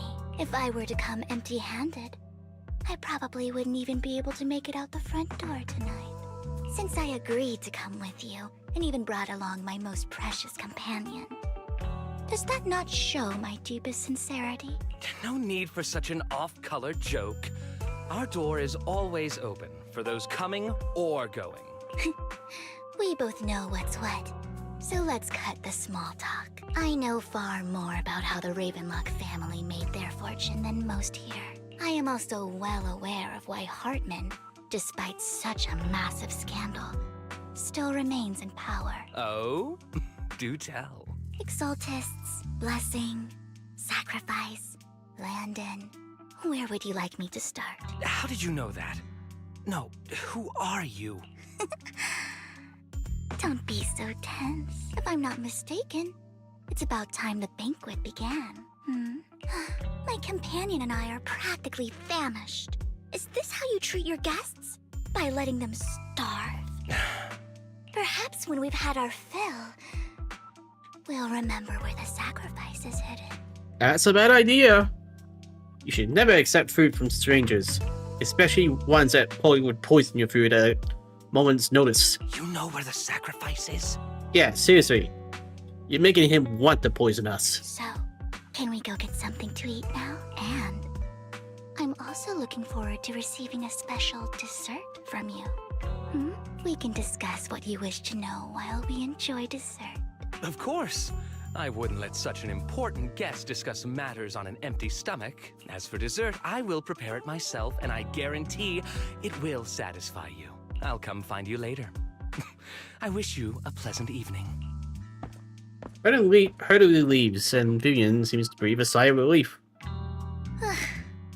These kinds of people are exhausting to deal with. I really don't know how Hugo used to put up with it. Maybe with a dessert. You were totally like a noble lady just now. What did you mean by dessert just now? I couldn't really follow. Hugo taught me that bringing up dessert in such situations is a way of telling the other party they need to offer more. Fortunately, that old fox Hartman is terrified of losing power. Yeah, but I think the moment he hears that we're here, he's gonna want to lock the place down. He's definitely keeping the destruction of the sacrifice and the fact that the sacrifice core is fake hidden from the other family members. Otherwise, Burton wouldn't have been so willing to raise his offer. Lord Phaethon, let's find Hartman's study when the banquet is at its busiest. Alright, stick to the plan. All right, I've already taken note of the surrounding terrain. Once more people arrive, we'll enter the garden through the door in the corner of the banquet hall. Wherever you go, I'll follow, Lord Phaethon. In accordance with the plan, you head deep into the manor after sneaking out of the banquet hall with Vivian. It doesn't take long to reach Hartman's study, and with a gentle push, the door actually opened. Isn't this going a bit too well? To be honest, I would have liked to have like a social ballroom moment, and then like a stealthy garden section. They were just lucky? Let's contact Lycon. The security around the manor is really strict, but inside might be more lax. But just in case, let's tell Lycon. Right. Having some backup would be safer. The top priority is to investigate Hartman's office. Let's check Hartman's recent correspondences for clues. I still have concerns about the sacrifice core. Right. Though the core he gave Dina was fake, Hartman might have left a trick up his sleeve and hid the real one. Now let's split up. Then let's split up. You and Vivian search through Hartman's office for a while and find nothing. Just then, footsteps suddenly come from outside, and in a moment of panic, you hide behind the desk. Esteemed guests, is the catering at the Ravenlock family banquet not to your satisfaction? Who told? So much so that these two distinguished guests felt the need to come to my humble office to scavenge for food. Don't want to come out? Well, after all, you don't have long left. You old bastard. Burton, that greedy idiot, fell for the mayor's trap. But I never expected that he would bring you into my territory. I suppose I should thank him. Otherwise, I would have had to go to great lengths to eliminate you. Vivian, Phaethon, give Hugo my regards. Tell him I shall be taking the wealth and power of the Ravenlock family for myself. Hartman raises his gun, aiming at the desk. Yet there is no gunshot. With a clink of metal, a familiar voice comes. The bullet? How? Dear Uncle, why must we be so distant with one another? Well, that was good timing. You can just tell me what you want to say directly. Hugo! Impossible! You're... Uncle, you must know a Ravenlock will never stop until they get what they want.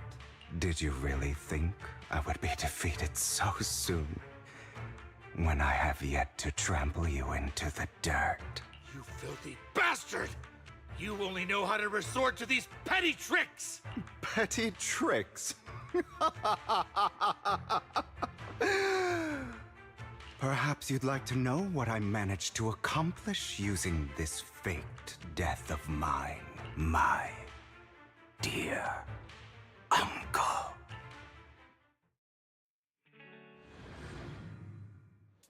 Showed it before. Faking my own death. Hope it's all worth the theatrics in the end. Cool, I get to play as him.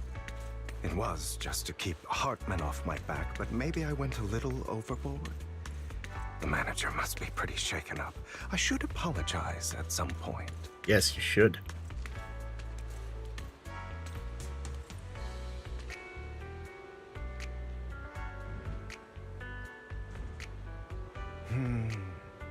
Guess I'll also bring Lycon along. He's my partner in crime, after all.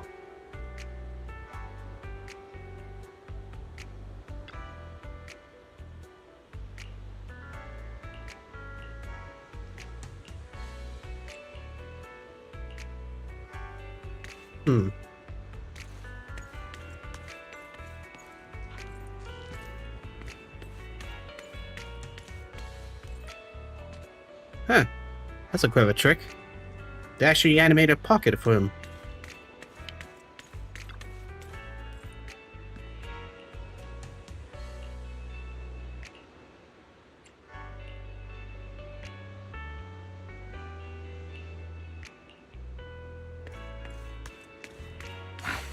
You're late. So strict. Spare me a moment to catch my breath, will you? You're taking longer to rest than I expected. Lycon, you think too highly of my physical capabilities. Oh, so he's saying that he stabbed the blood pack? Well, thank you for your cooperation. I must say, if nothing else, at least your acting skills have improved. Why do you look so angry? You should be happy. We pulled that off together with flawless teamwork and managed to fool everyone. Drop your foolish facade. I'm glad you still remember the code we set all those years ago. And thank you for ensuring your sleight of hand didn't deteriorate. Oh, right. I should also thank the blood bag hidden in my clothes and our other props. Do you remember when we last used this trick? It was probably ages ago. Sometimes I really don't understand you. Have you never thought about what the consequences would be if I didn't understand your code? If I decided against helping you? Or if I just couldn't control my strength properly? You'd understand it. Of course. If things really did go awry, I had alternative plans. You wouldn't be so arrogant as to think I'd bet everything on you, would you? You're insane. Aw, I'm flattered. Someone really messed up with that one. So what exactly is the purpose behind all this? Surely after going to such great lengths to erase your own existence, you don't just plan to hide here and reminisce about the past with me. Don't try to brush this off. I've already helped you enact your plan. Tell me the truth. Don't get your tail in a twist. I have more plans that require your assistance, so naturally I would not hide anything from you. Simply put, as things stand, whether as Hugo Vlad or as Mockingbird, I am doomed to die. Seems you've made quite a few enemies. As a member of the Ravenlock family, I negotiated with Edmund and managed to obtain resources from Tops for my future plans. I also confirmed what attitude they held toward your master, the Mayflower family.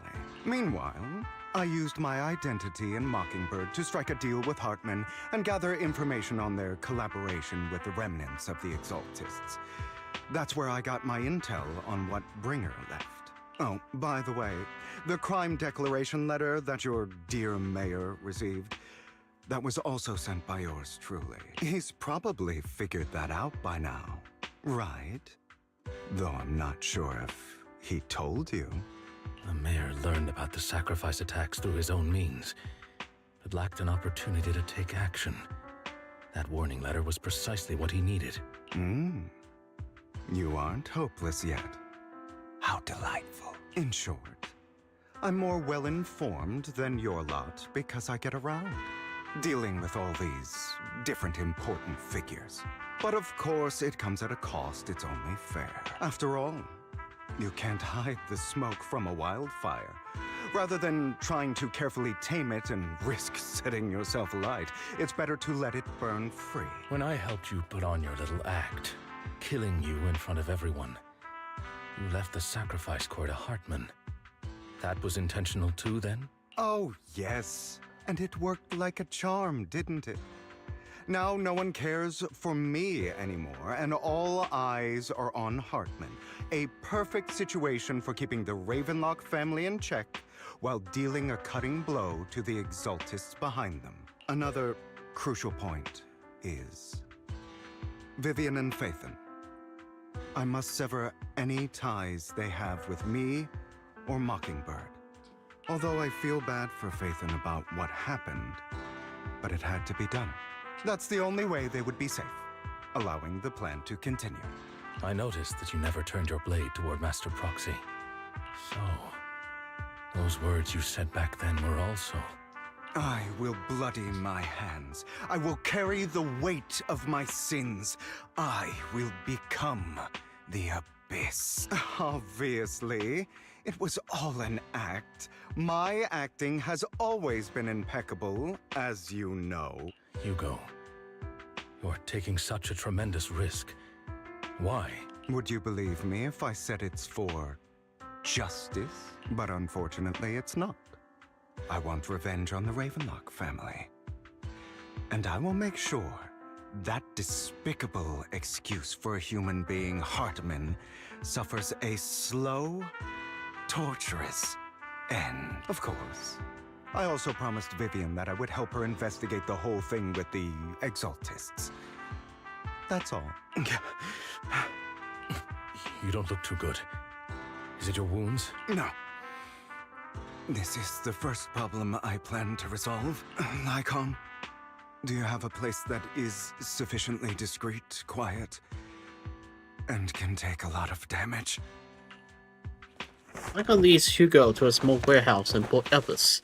Hugo looks quite pleased with the place. After scanning the air for a moment, he sits down on a chair, pulls out some rope, and ties himself up somehow. What exactly are you doing? Don't look at me like that. If I didn't have to do this, I wouldn't. Hartman recently obtained a bizarre substance, most likely from those crazy Exaltists. After use, it allows control of the victim's mind. To some extent. You were dosed with it. To be more precise, Lycon, I deliberately allowed Hartman to put this drug in my cup to facilitate our previous collaboration. Hugo tells Lycon of what happened back at the private suite when he was negotiating with Hartman. The only reason Hartman agreed to work with him was because of this, because he had drugged that red liquid. After that, every time Hugo and Hartman met up, the latter would always add a small dose of that drug to Hugo's cup, and then ask questions, attempted to glean information. After finding out about it, I quickly found someone to help analyze its composition. The good news is he gave me a very low dosage, perhaps because he was afraid I might notice. There's a different medication that can delay its onset, preventing me from actually being under his control. I simply need to put on a show in front of my dear uncle. The bad news is that currently there is no antidote. When I delay those effects, however, they will accumulate and erupt when my body reaches its limit. It may even break my mind, and that's exactly what's happening now. I need to endure those accumulated consequences. So, I will lock myself in this room for however long that takes. I've tied my limbs to prevent me from smashing this place or accidentally hurting myself. Anyway, after you leave, do not open this door, no matter what you hear. I recommend seeking professional medical assistance. This is advice I received from a doctor. Or are you saying you don't believe I can make it? The doctor recommended you tie yourself down? That's random. Must be a black market doctor. So, I come find me here at the scheduled time. All you need to do is smile and await my victory. What if I want to stop you? You know you won't succeed. You never have. And you never will. You know what my question is? Why is Lycon wet? It's not like he was walking through the rain or something. Well, time is short. Let's begin. I understand. Don't die, you stupid bastard. After who knows how long, after enduring seamlessly endless pain, Hugo finally awakes.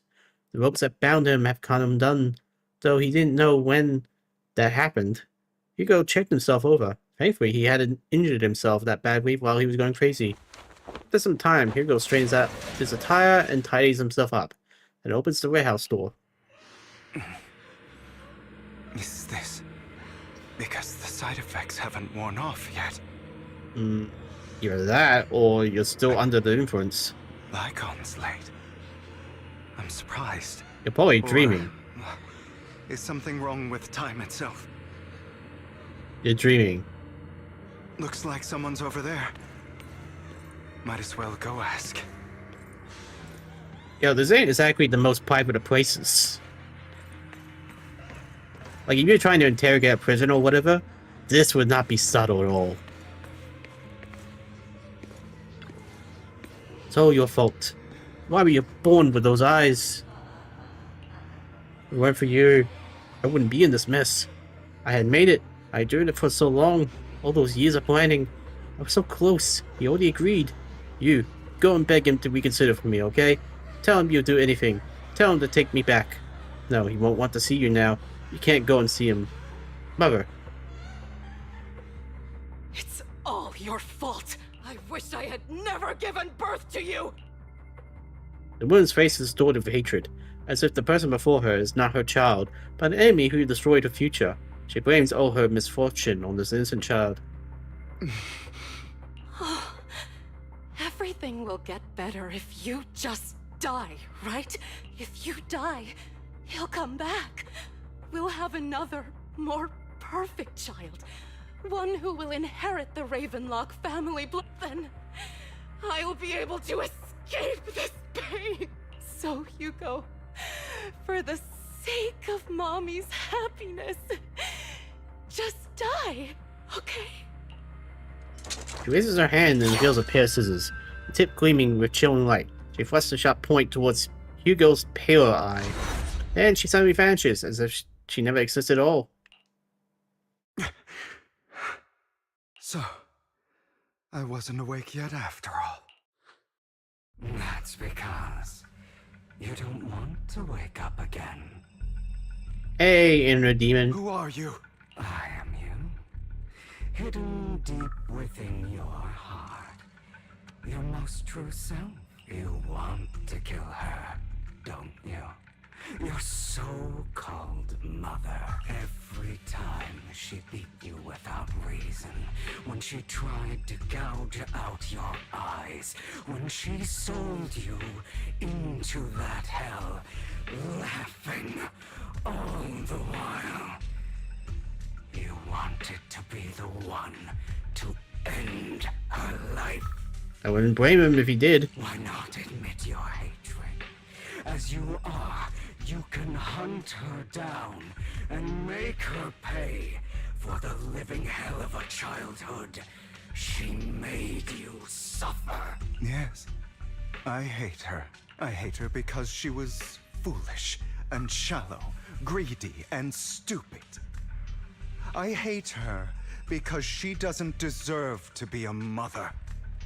She did everything she could to try and get into the Ravenlock family, believing she could live a life of luxury without having to do anything, and never realizing she was a pawn, discarded from the very beginning. So she chose to blame me. Blame me for my heterochromia. Blame me for my very existence. What's wrong with being two different eye colors? But I won't kill her, because I know it won't change anything. She was incapable of loving me, just as she is incapable of loving herself. Have you been brainwashed by that dog? Keeping up the act of being some magnanimous and forgiving fool? Don't compare us. I've simply come to understand love or hate. I make my own choices, and they have nothing to do with anyone else. She sold you to the Ravenlock family for a huge sum of money. She used that money to start a new life without you. While she was indulging herself, you were going through hell in the Ravenlock Manor. Does it not torment you? Do you not feel the hatred? Do you not want to demand answers? No. Kill her. Only by killing her can you be truly free. For a long time, I thought the same way. But now, well, I want to make a different choice. Stop lying to yourself. You never had a choice. This weak-minded thinking will only lead you to failure. Like before, you'll be nothing but a worm, trampled into the dirt by those so-called elites. Do you still not get it? This is how the world is, and always has been. Hesitate and you'll be the victim. If you don't grab your knife first, you'll end up being on the other end of the blade. If you want to change anything, you must first become the one who makes the rules. Just like that woman. The only reason she could treat us that way was because we were weak. So listen to me. Find that woman, kill her, and prove to this world your strength. It's what she deserves. Why forgive them? They don't deserve it. I'm not forgiving them. Or rather, I don't care about them. They don't even matter, at least not yet. You know, perhaps the person I hate the most, the one I truly cannot forgive, has never been someone else, but rather my weak, powerless past self who could do nothing but hide inside a closet and cry. I hate myself for having neither the strength nor the courage to resist. I hate myself for begging for so-called familial love, even after being treated so terribly. I hate that despite the pain of my wounds, I still hope to receive the carrot and not the stick. And that means you. Correct. So, I forgive you. I forgive myself. You'll regret this. Fool, your pretty words mean nothing. You will ultimately return here to me. After a tense bout of business, Hugo awakens in the dark warehouse. The ropes that bound him have come undone at some point. Hugo takes a deep breath of the damp air and stands up. Hugo straightens out his attire and ties himself up. Then he opens the warehouse door. He's still dreaming. This is still an illusion. I wonder who's going to show up this time. Or your father. Or the sibling you killed. second choice. Hugo, let's play hide and seek. I'm already hiding. You'll find me, right? Like you always do. Serena.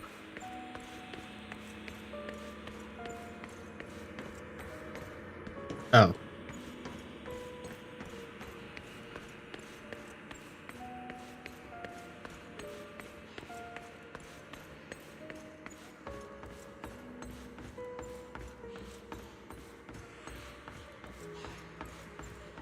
You're A looking doll. in the wrong place. I found an even better hiding spot this time. Harder to find than any place you showed me.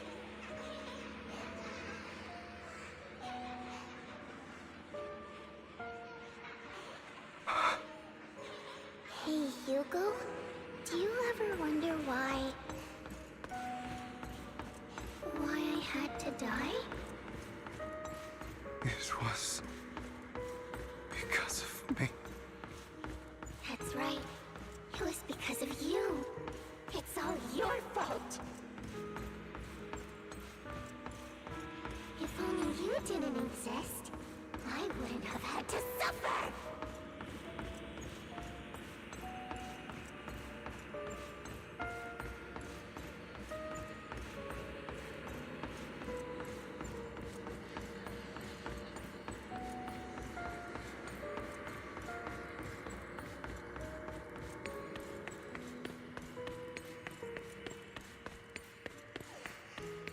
Still looking in the wrong spot. I can't believe you still haven't found me after all this time.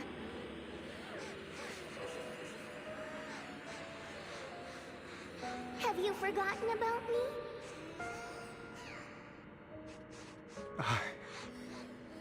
I haven't forgotten. It's okay. I'll forgive you. I'll still be nice to you, just like before.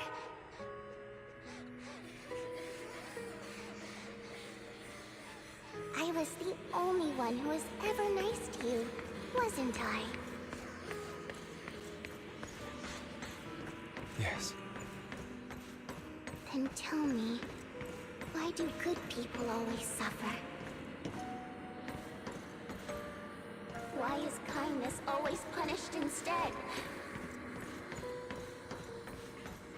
Tell me, Hugo, why?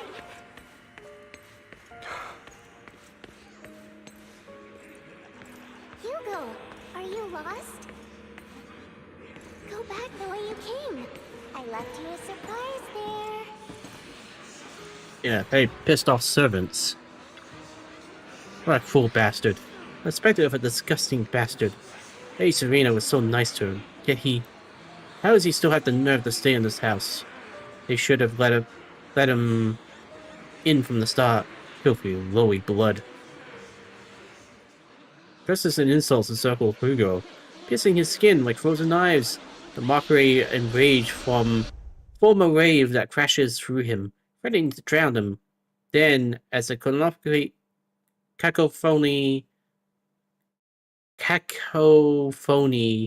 reaches its peak, it goes silent. The air seems to congeal in the silence, deep and oppressive. It is as if time stood still, with only his rapid heartbeat echoing. I told you that you would eventually return. We meet again, my friend. I told you, I am you. The side of you that you've always tried to deny existed.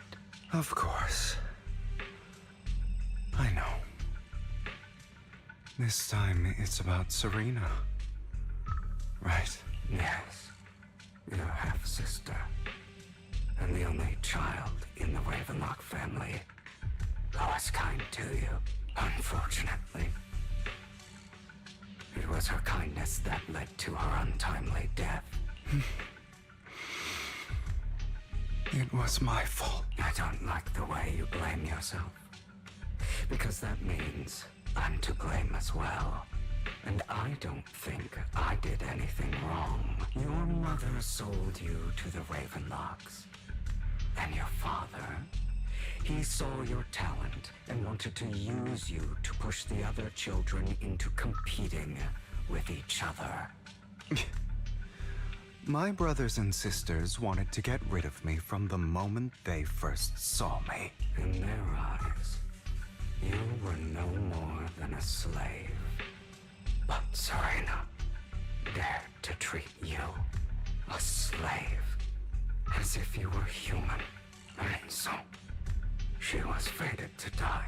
They tried to kill me many times, but I was careful. And they did not succeed. Ah, so she tried to kill you. Interesting. So they killed Serena, who was weaker, an Oh, easier target. never mind. And pinned everything on you. Serena died in your place. Those cruel brats thought that by reporting this to Father, they could use it to get rid of you, a rival who threatened their positions. Instead, he got promoted. Well done, you idiots. Yet, not only did Father not blame you for the incident, he praised you for it. In this world, only the ruthless, cruel, and merciless can stand at the top.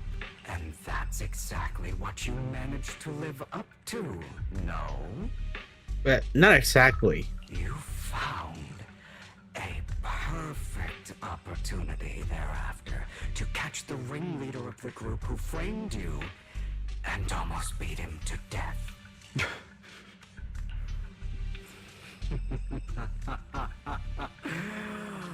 Oh, you should have seen the expression on your face back then. Oh, crazed and manic with utmost delight. I don't remember that. Seemingly unsatisfied with his answer, the inner demon transforms into him again. Here you go again. Trying to deny your desires deep down inside. You've always wondered. Asking yourself why these evil people never got the punishment they deserved. Why the world is so unfair. Don't you want to rip them to shreds? Just like that day when you beat that boy's face into the dirt until he was barely recognizable. His disgusting blood staining your fists. Recall your exhilaration, your cathartic release of rage, that outpour of hatred. That victory belongs to you. You deserve it. Those brothers and sisters of mine are all dead. I cannot take revenge against the long deceased. They died by Hartman's hand. Dying in the power struggle to become the Ravenlock family's heir, rather than by our scythe. Boring. Boring? I find it hilariously ironic. Children who would murder their own kin for scraps of power dead at the hand of their uncle who followed their example. Is that not karma? Power struggles pitting kin against each other, betrayal, suspicion, and hatred between people of the same blood. It's like a curse written into the Ravenlock family's genes. Laughably stupid. Don't forget, my dear, that the same blood flows through your veins. As if to prove his words, the inner demon transforms into Hotman. That's right, my dear nephew. No matter how much you deny it, the blood of the Ravenlock family flows through your veins. Survival of the fittest. Only the strongest deserve to live. Only the strongest deserve to rule. This is the path of success that has led the Ravenlock family to victory countless times. A blessing and a curse etched into your flesh and blood. As long as you live, you'll never escape the mark of family. You are destined to one day become someone like me, like your father.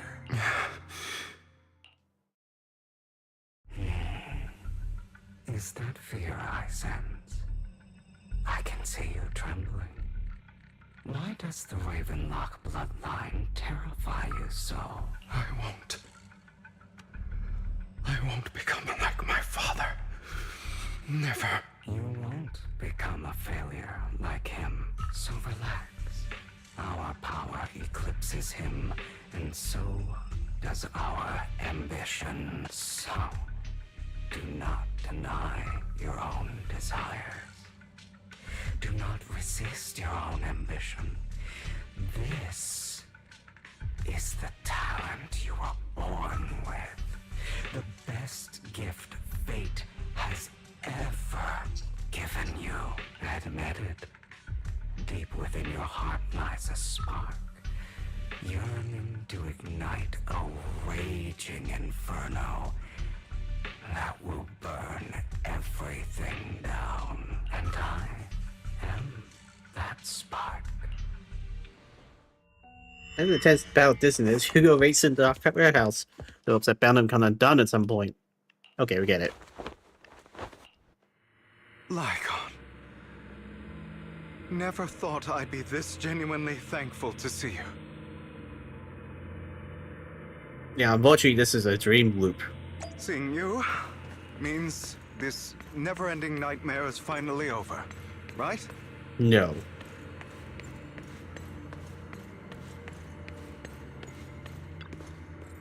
Why did you break your oath? Why did you use me? My eye and these legs, they were all your fault. You know, you are exactly like your father. Wow, would it be straightforward, blunt? I don't want to hear something like that from you. You have no idea what that man, my father, is really like. A person who stops at nothing for their own interests and ambitions. Just like what you're doing right now. And what do you think I'm doing this for? All of this was part of your plan. You knew where the Ravenlock family was going to be, so you set Mockingbird's target there. To seek revenge, you plotted to assassinate your own father, but he was too vigilant, and you failed. After almost being assassinated, your father was furious and locked everyone in the hall, but was unable to find the assassin. And what a coincidence that a hollow disaster just occurred in the vicinity. So he used it to eliminate all the unfamiliar faces there, turning them into victims of the hollow, an easy feat for the Ravenlock family. So, the one who killed innocents was my father, not me. You knew what choice an extremist like him would make. And you used the chaos to once again attempt an assassination. This time you succeeded. You killed your own father at the cost of innocent lives. Admit it, Hugo. You don't care about anyone else. The only thing you care about is your revenge. How is that any different from your father? Enough. I'm tired. I may hate him for betraying me, but he wouldn't say something like that. What? You aren't Lycon. You're the other me, hidden deep within my heart.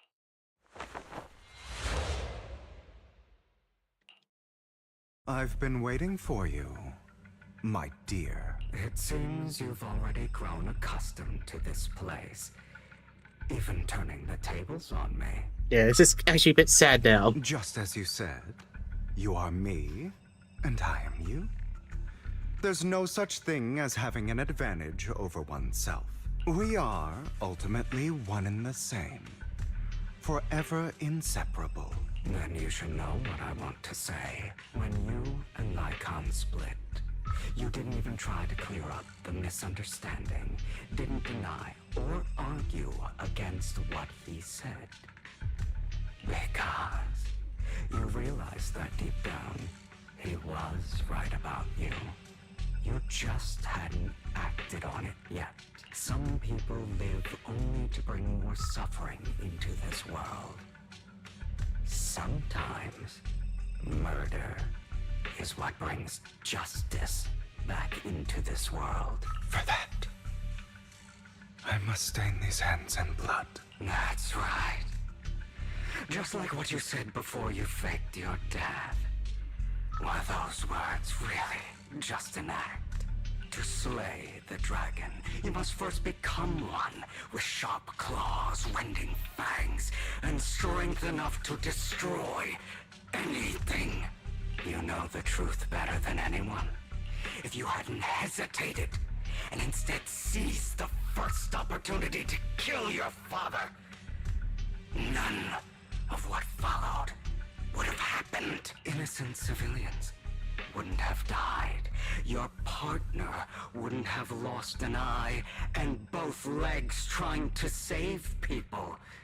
And Mockingbird would have never gotten to that point.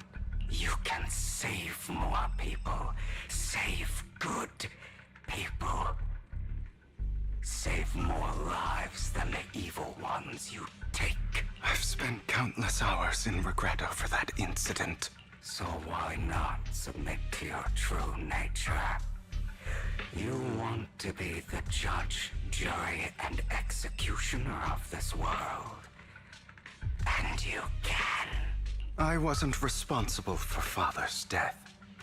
The true mastermind is my uncle, Hartman. His schemes to kill the head of the family were all so he could take control.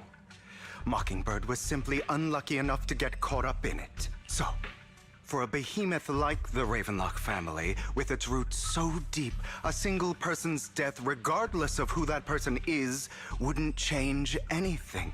Of course, whether it's Tops, the Mayflower family, or even the entire world, it's actually all the same. I refuse to be dragged down by pointless hatred any longer. You foolish, stubborn idiot. Do you understand the power of hatred? Have we not come this far precisely because of it? Or are you going to follow Lycon and Jack's twisted logic? Come on. You don't actually trust anyone? Otherwise, why would you hide this whole scheme of faking your death from them?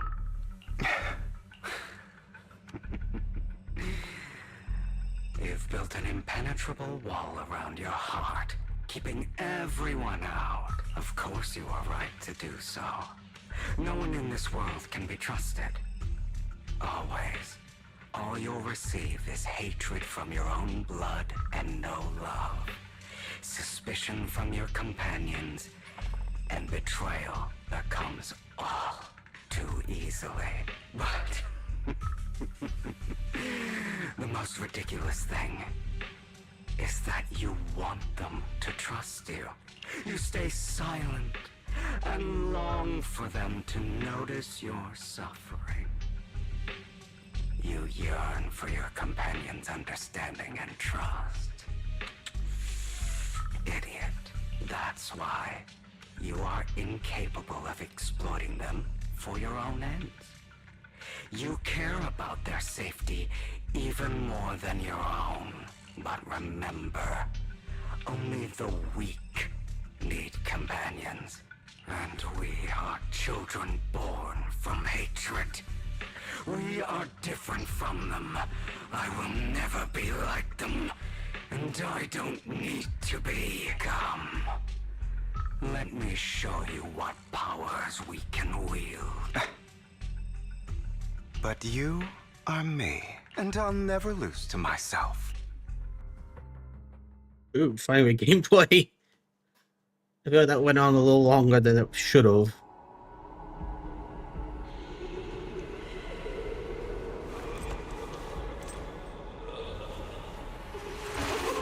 Trying to get to play as Hugo.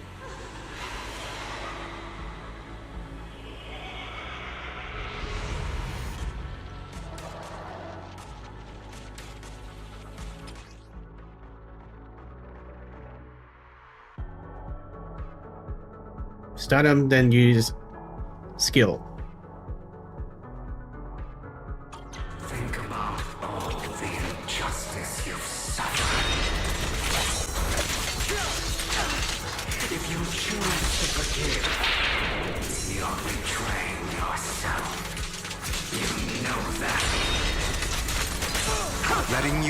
assume me would be the real betrayal to myself.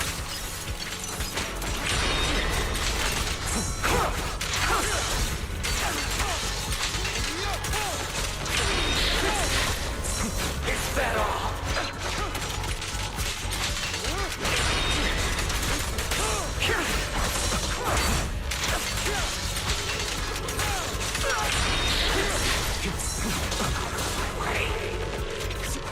I have you now!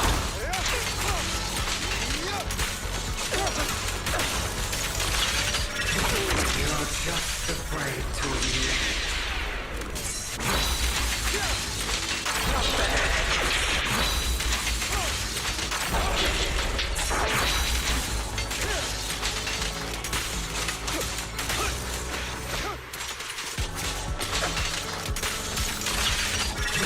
You're too scared to face your true self and what you truly desire.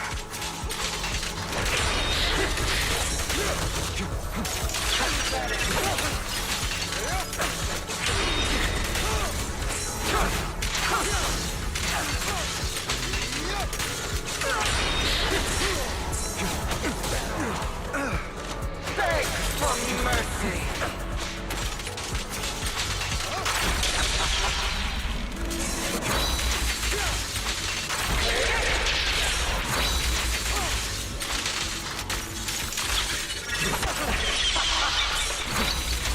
Prepare to kneel before me.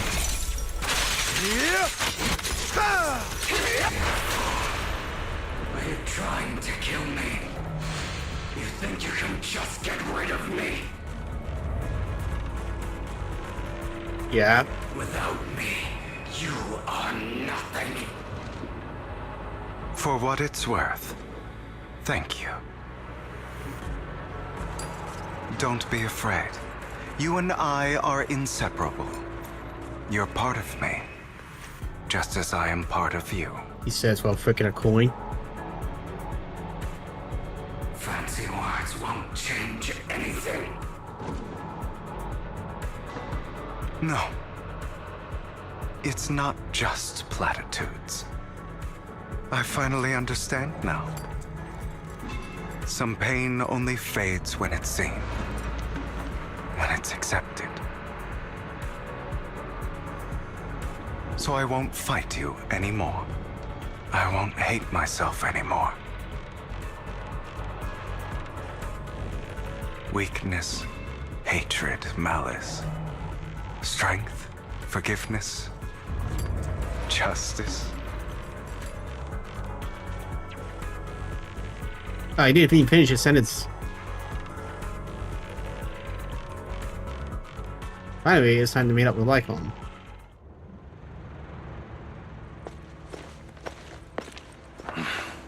Hugo, it's time.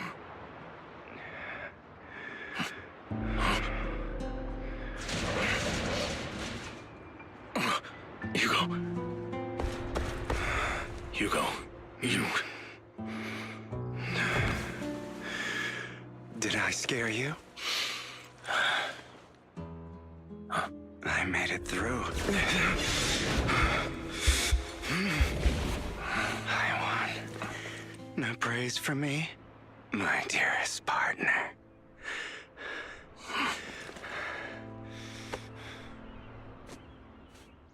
Raging psychopath. Anyways, back to Belle and Vivian. Or not. This is just like what I saw in my dream. I guess there are still some lingering side effects.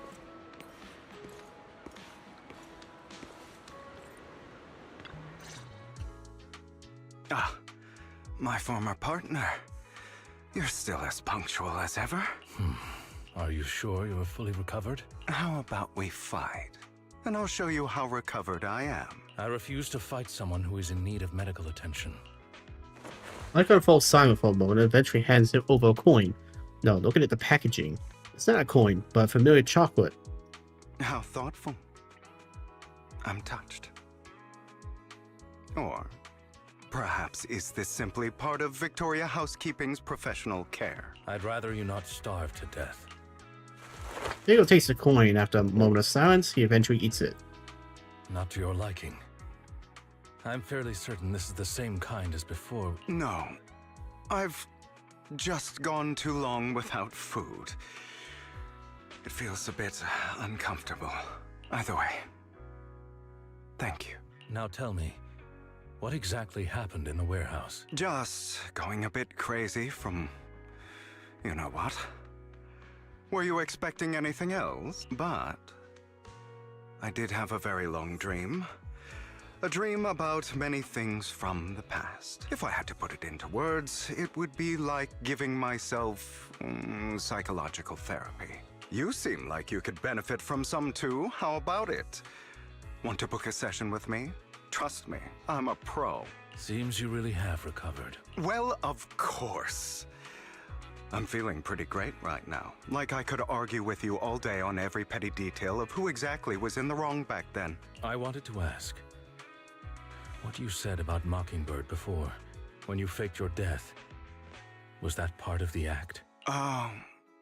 You mean the part about how Mockingbird has never really changed anything or saved anyone. I didn't expect you to still be so hung up on this.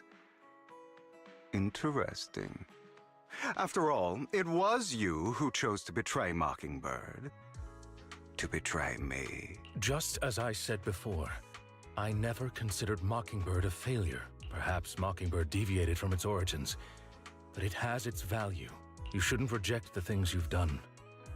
Or Mockingbird. I have contemplated this before. Yes.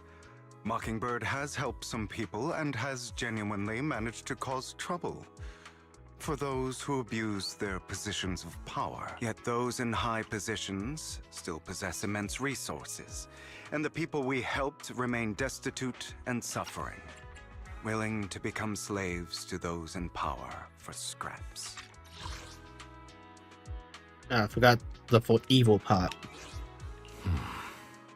But just as you said, even if what we did was childishly idealistic and flawed, as little as we actually achieved, even the slightest change is by no means meaningless. Nothing holds more value to me than Mockingbird. Hugo stares out at the ocean. A gentle breeze lifts its golden locks. The sunlight glances off both his eyes. All right, let's catch up later. I still have things to do and need to wrap up my plan. I thought you would rest up first. As much as I would prefer that. My dear uncle and the Exaltist fanatics likely would not give me such an opportunity. If all has gone to plan, the fish will have taken the bait already. And if everything goes very well, I'll soon have solid evidence of the Ravenlock family's crimes. Well then, thank you for your assistance, former partner. Let's part ways here. I'll go with you. Lycon, surely you don't think that because I just recovered, I'm too weak to deal with those useless fools. Hartman's actions will disturb the safety of New Eridu. As I serve the mayor, I should intervene. Very well, whatever. Let's go. And don't slow me down. Also provide me with a speedboat. For that, don't you have something to tell me? What do you mean? Don't play coy with me. I know you're not spilling the whole plan. So you kick things off by poaching Edmond from the top's big shots. How would you manage to sweet talk him? I am a bit of an illegitimate child, but I still have that Ravenlock family blood running through my veins. Like enough, this Lord Edmond thinks direct lineage is way more noble than side branches, which is absolutely laughable. So I played this arrogance to my advantage. And let's be real, I had some juicy intel to swap with those high rollers. But that's Mockingbird's secret, so I can't let any outsiders in on it. Was the sacrifice core from the mayor's lab your handiwork too? You could say that. The security there is no joke, so I had to leverage TOTS for some extra intel. After all, as you know, they got plenty of moles planted next to your mayor. And it was you who threw the sacrifice core up for auction to earn the Exaltus? You knew they would be all over it. Yep, I embedded the sacrifice core right into that robe of heroes. They actually matched pretty nicely, don't you think? Classic you. I heard that at the auction, they found a stash of counterfeit Denny's. Feel free to take wild guesses, but honestly, I think those Denny's would rather be out in the wild than sitting in those hoity-toity counts. Then you found Hartman and talked him into partnership, getting your hands on more intel on the sacrifice and the Exaltus. After that, you shot that crime warning letter to the mayor, giving the city a legit reason to spring into action. Yep, that was spot on. Look at you, real genius over here.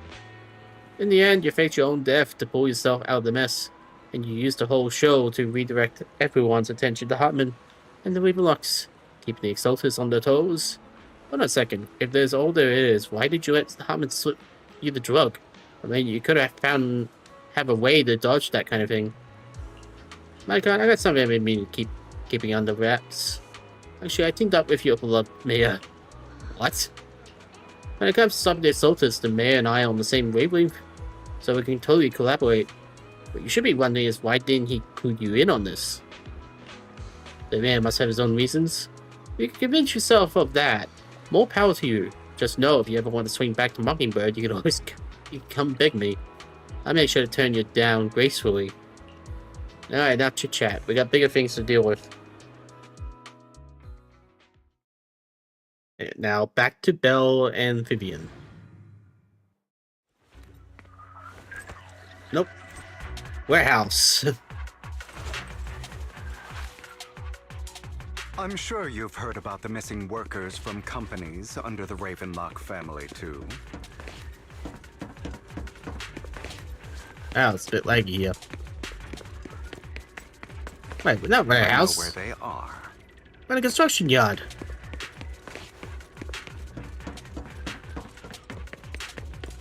Those are Ravenlock's men. The workers with them are the victims who were tricked into going into the Hollow.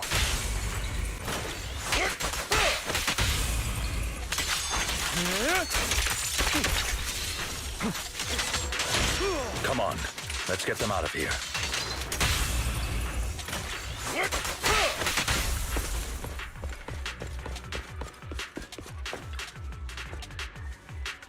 Thank goodness, someone's here to save us. Thank you. You're welcome. So, can you tell us what those Ravenlocks did to you before they went off? They're a bunch of liars. They tricked us into this hole. They said they had a job with a high pay for us, but then they kept avoiding the topic after we got here. Something didn't seem right, so I wanted to leave. And then they showed their true colors. They tied us up. Oh, up and told us we were going to ship us off somewhere. They didn't make you take any weird medicine, did they? Medicine? No. But wasn't that just as they tricked? Another group went that way. I see. Here, take this carrot. There's an exit nearby. You should get out of here as soon as possible. I can't thank you enough. Let's go, Hugo. We must save the rest of them. You sure are eager.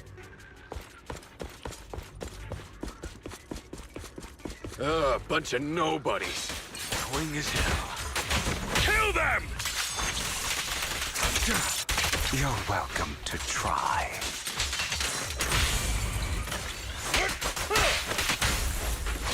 Yeah, we're literally destroying you.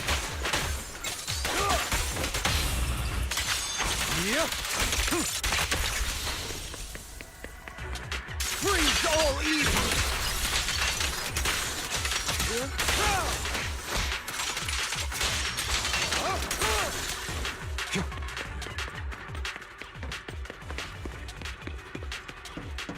More workers here. And quite a lot of them. And the chest.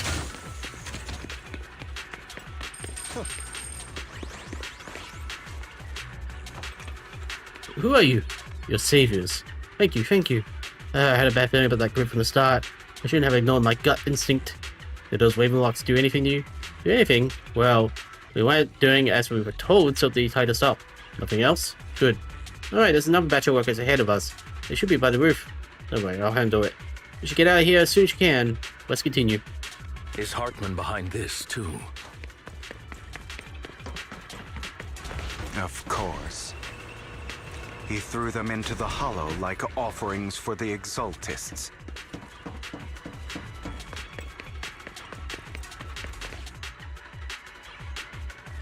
Ooh, they got mercenaries. There's more over there. Let's hurry. It's different this time. Don't rush in. Let's listen in on what they're saying first. I still need more direct evidence to ensure the plan is absolutely foolproof. The compensation you promised. It's all real, right? All we have to do is follow you into the hollow for some simple tasks, and you'll give us a huge sum of dennies. It sounds real suspicious. Shut your trap. You keep yapping and asking questions. If this is all so suspicious, why were you so eager to sign up for it? Because I don't have a choice. My daughter was previously caught in the hollow disaster and suffered severe corruption. The treatment costs have completely drained our family's savings. So that's why... It's the same for me. A serious illness at a senior age. I need the money. Who would risk taking a job like this unless they were desperate? I'll do it. No matter how suspicious. As long as I can get paid, I'll do anything. Even risk my life! Wait, you people from the Ravenlock family, you're part of a big company in Tops. You wouldn't go back on your word, right? Don't worry, you'll get every denny you were promised. But before we start, you all need to take this medicine first. The fierce man pulls out a bunch of white pills and gives one to each worker. Another Ravenlock family member seems a bit doubtful and leans in to whisper. Bro, should we really be doing this already? These workers keep talking. We're wasting time like this, and the sooner they take it, the sooner it'll be over. Consider it an early release for them. What? You didn't say anything about having to take pills before. Look, this is good stuff, all right? It'll increase your ether aptitude. There's tons of people who'd kill for something like this. Exactly! You'll be working in the hollow for several hours. This is essential medication. You have to take it before we continue. If you refuse, then you can forget about the job. Of course, you won't receive the compensation either. Lycon, what are you doing? Rescuing those workers, of course. There's clearly something off about those pills. We can't let them take them. Now is not the right time. As I said, we need more evidence to ensure the plan works. And as I said many years ago, you can't exploit innocence to achieve your goal. So that's how you see it. If that's not what you want me to think, then explain everything to me. All right. It's a little complicated, but simply put, these workers will be fine. Of course, it's your choice to trust me or not. What, did you find some type of antidote or vaccine? But if you try to rush in, I will stop you. I trust you. Meanwhile, the workers have also made their decision. Except for the talkative worker, most of them have already swallowed the pills. That's when the arrogant Ravenlock family member finally reveals his true nature, saying, "You think I'd let you run?" Or forcibly shoving the pill into the worker's mouth. After quickly capturing everything, Hugo lets out of sigh of relief. All right. That's the evidence. Now we can go and beat them into the ground as much as you want. Don't forget, you owe me an explanation. Also, don't overdo it and kill them. Even if they're the worst of the Ravenlock family. All right, Your Holiness, Saint Lycon. Those work. Who the hell are you? Ooh, call-up action. Why don't you take a guess? We're the ones here to stop you.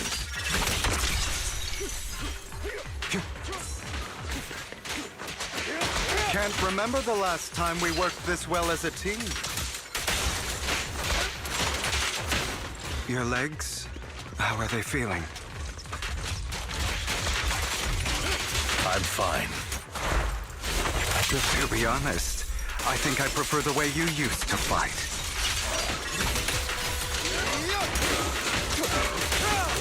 You had a lot more aggression. I've merely learned to control my strength.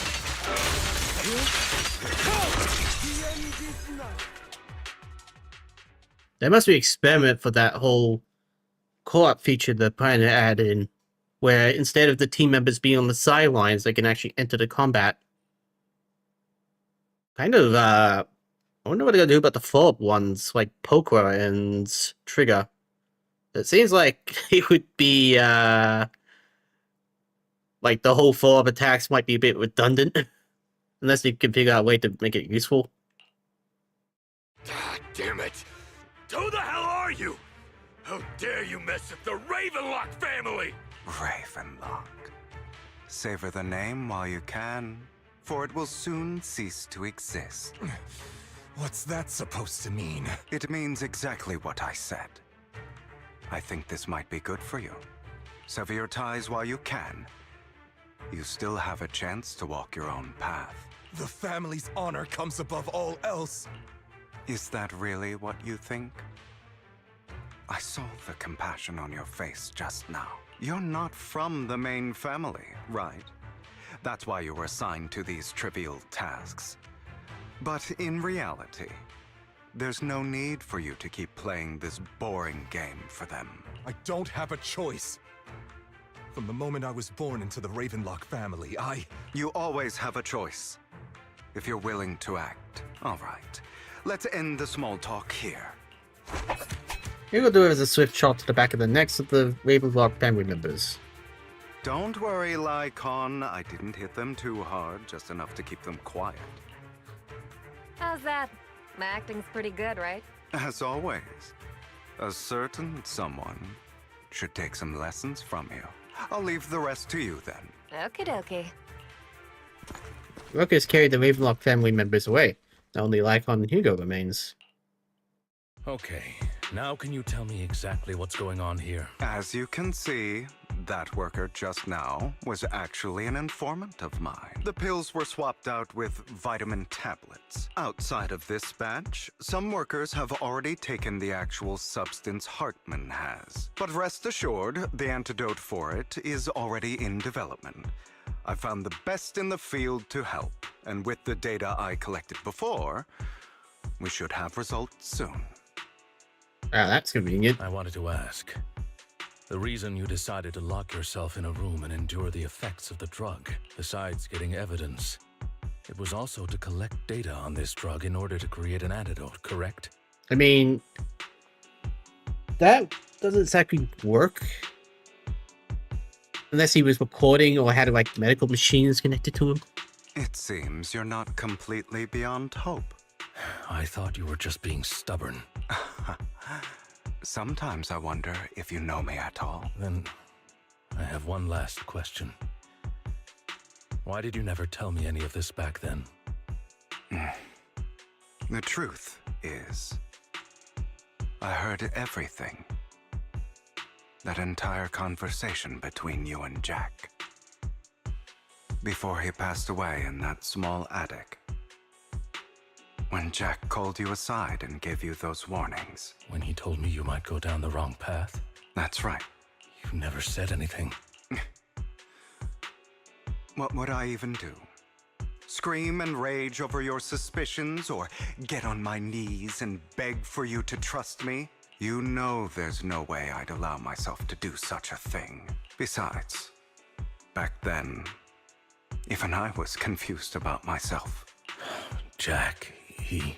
It's all in the past. You don't need to explain anything to me.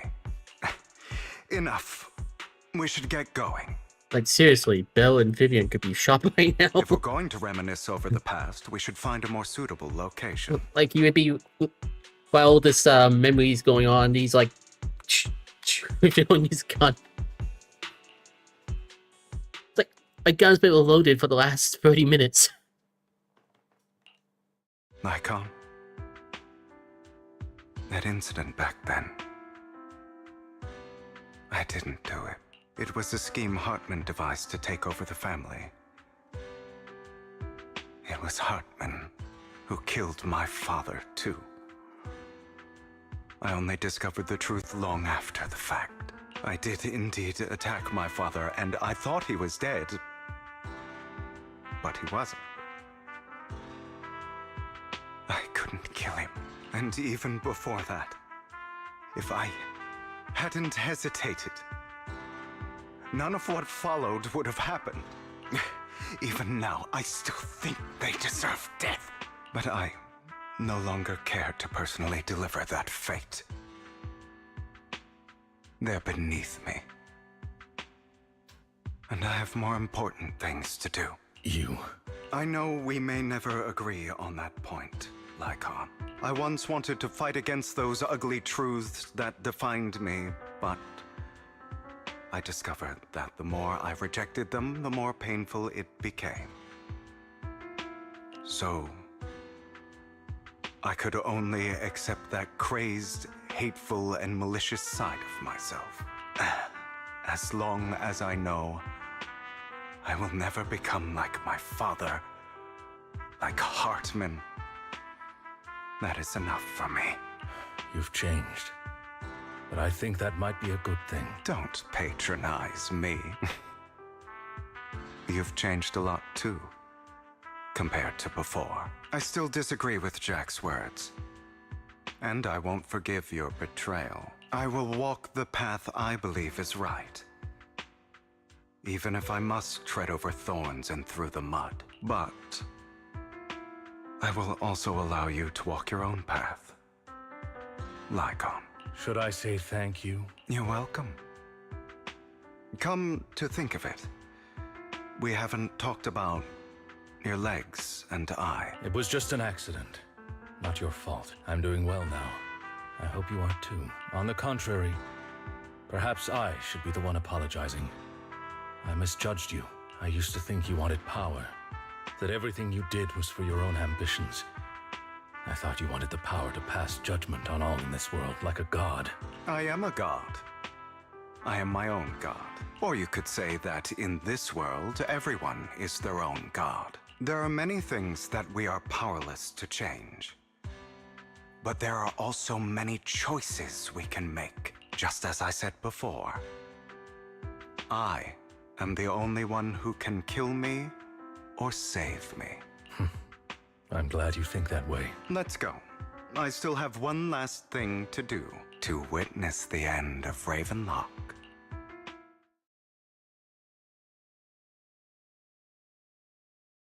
As Hugo recounts the process of gathering evidence, Ahmed, unable to listen any longer, slams the table in anger. You really think you can take my place if I die? Never, you filthy bastard! Yeah, why'd you recap your hour-long story? I could have loaded my gun by now. Instead, I was somehow drawn in. Your little tricks mean nothing. As long as the Ravenlock family stands, I can still get back on my feet. You still don't get it, do you?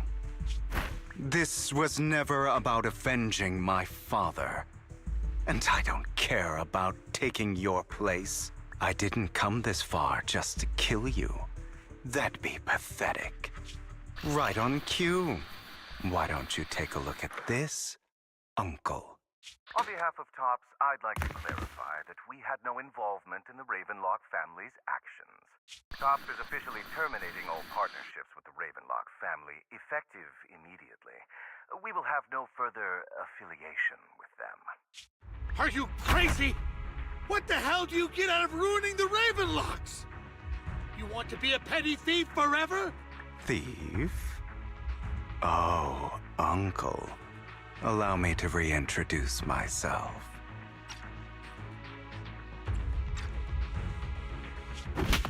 I'm the name people whisper about. The one who robs the rich and gives to the poor. I'm the master con artist who can fool anyone, anytime. I'm the leader of Mockingbird. The one who turns every headline into my own stage. I have friends who'd catch me if I fall, partners who'd shed tears for me, and allies who always have my back. I am Hugo Vlad. You're the one who needs the Ravenlock name. I never did. You ungrateful bastard! You should have never been born. You flatter me. Same goes for you, Uncle. And we just walked out like nothing happened. You leave the Ravenlock Manor on Hugo's speedboat. After reaching Port Elpis, you'll wait for Lycon to arrive. You've done well, Vivian. You had better give me an explanation. And here I thought this would be a touching reunion. What's with all the anger? Hugo, I'm a member of Mockingbird too, and I mourned your death. Listen, Vivian. I don't want you or the people you cherish to get caught up in danger because of me. I've always been selfish, so I don't hesitate to use you all as variables in my plans. But it is because I am selfish that I also don't want my failures to affect my treasured companions. In any case, if you were in the same position, would you not make the same decisions? Lycon's taking care of everything outside. We should go. Also, Belle, thank you. And I'm sorry for the whole act where I threatened you. It was the only way for Hartman to drop his guard against you and leave you be. I, Hugo Vlad, am forever indebted to you. With Lycon's assistance, you successfully leave the Ravenlock family manor and return to the field store. Master Proxy, although it is late, there is some important intel that I must give you now.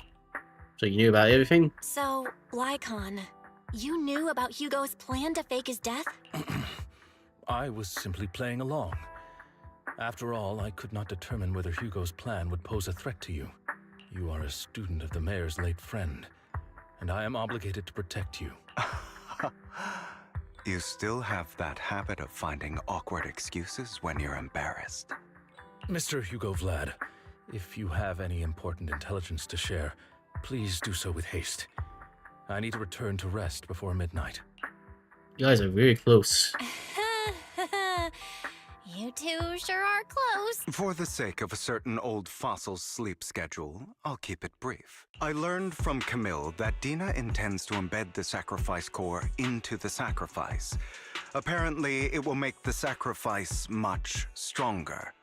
That goes without saying. Sacrifices created this way will not retain their minds and will indiscriminately attack all living beings, including their creator. So the Exaltists don't do this. It would bring them no benefit. But Dina's concoction can control people's minds. If a person takes the pill and is injected with the serum Landon left behind, the sacrifice would be under its creator's control. Okay, but we still have no evidence of that. It could fail. Although the dormant sacrifice has been destroyed, Dina found a batch of that serum her father created and wants to create new sacrifices. I have no idea where the real core is. Never mind the sacrifice. Hartman's sacrifice core is a fake. We don't know where the real one's gone. The real core has always been here. Here? In Lord Phaethon's video store? You told about the jewel in your bow tie. Vivian, do you remember when I suggested you give that collectible to our dear Proxy? Oh, never I mind. remember. But that was just an ordinary pendant. And I've met the person who submitted it. She has absolutely no connection to the Exaltists. How about our dear Proxy take out that pendant so we can take a look? After finding the pendant sent by Vivian, Hugo takes it and gently presses the hidden clasp. The pendant clicks open from the middle. Inside is the sacrifice core.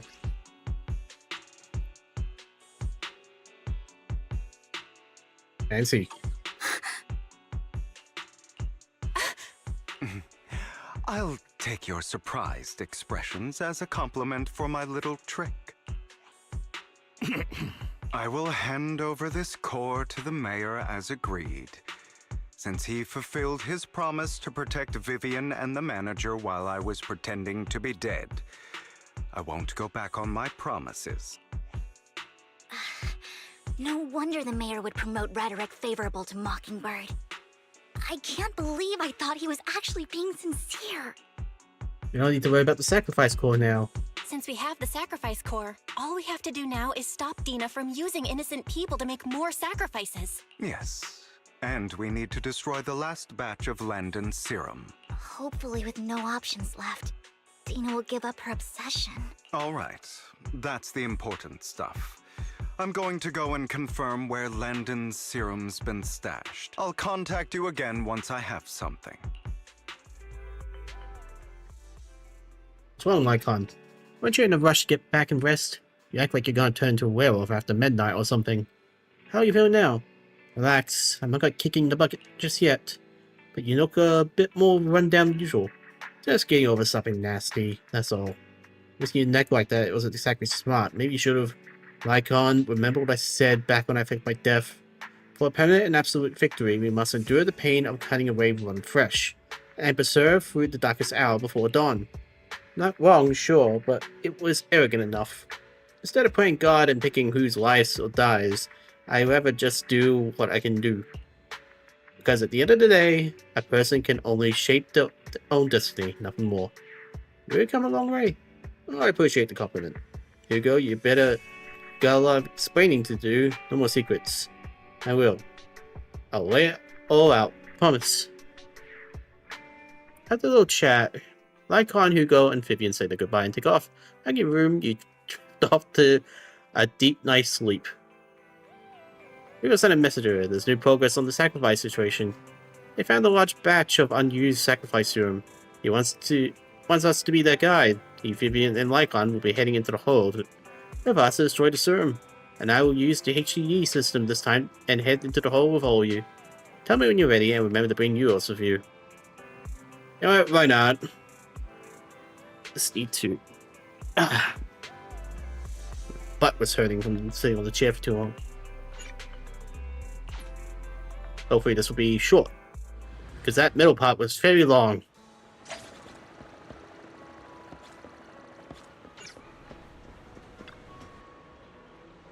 Yeah, managers, you're here. Having two Lord Faithmans leading the way for me must be the luckiest person alive.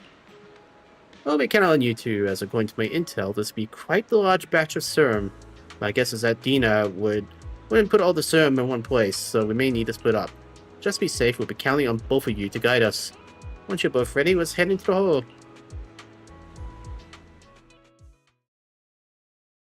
And we'll need to select the party this time.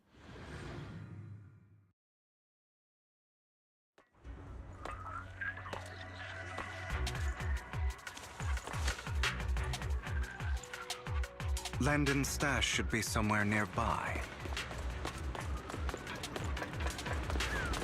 I did some digging. Some of the missing workers were brought here too. Yep. Dina's getting ready to make her move.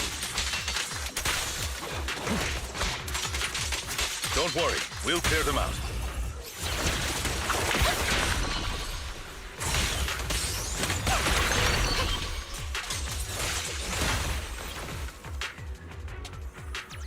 And I can't move all of a sudden. Okay, there we go.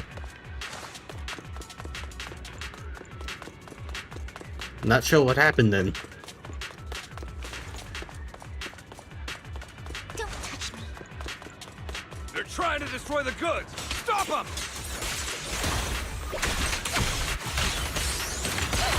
We need to take care of the guards first.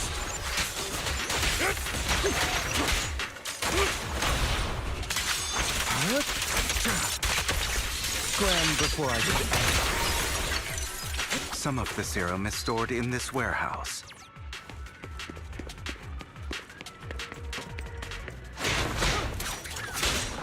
You're not taking anything from here! Oh my. Hugo, get the guards first. In position. Freeze all evil!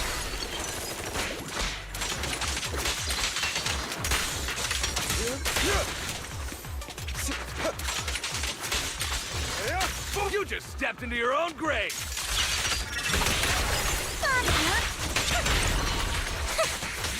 Fools. I'll write the ending to your nightmare. A deep cleaning.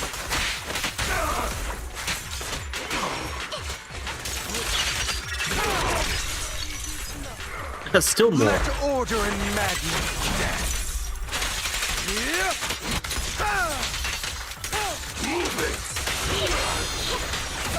Don't you know?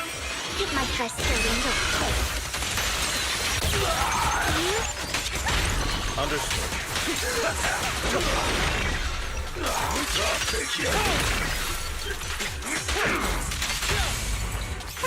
A boring opponent. Tales for the dawn that sets the world alight.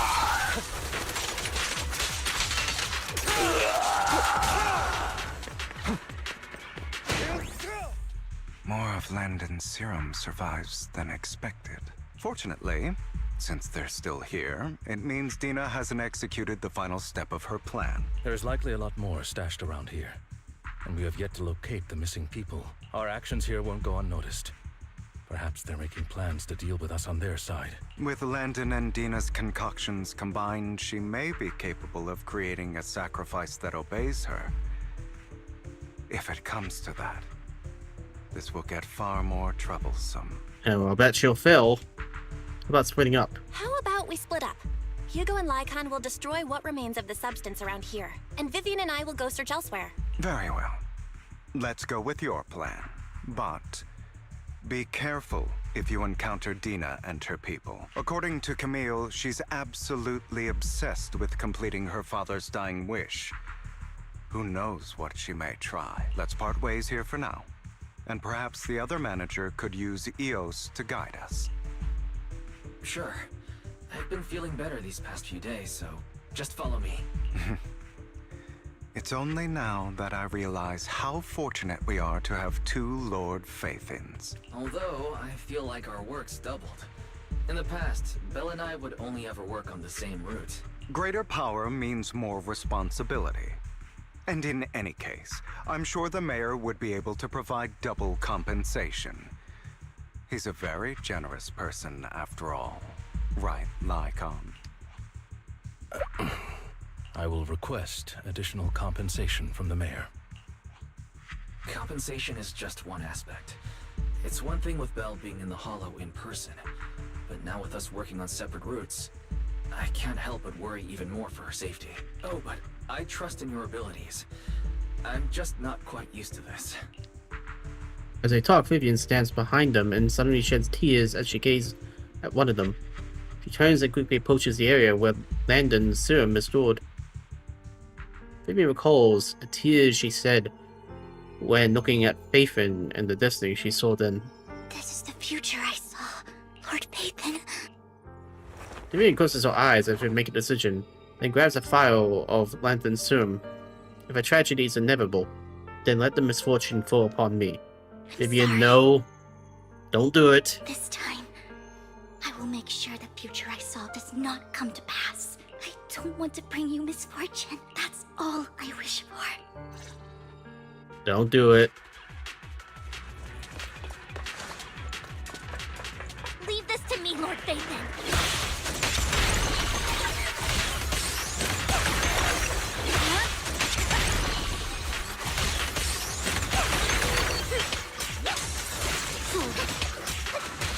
Don't touch me.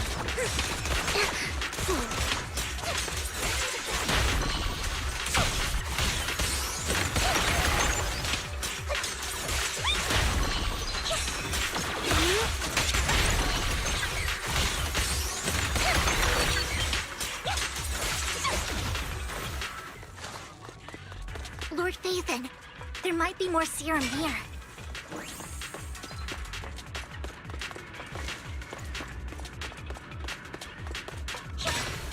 Don't touch me.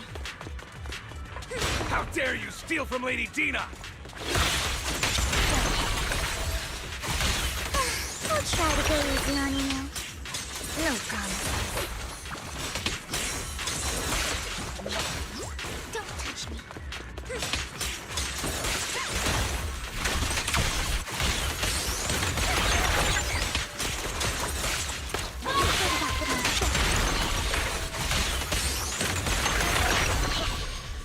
There are containers by the fissure. By the fissure? There's got to be something inside. Let's try opening them.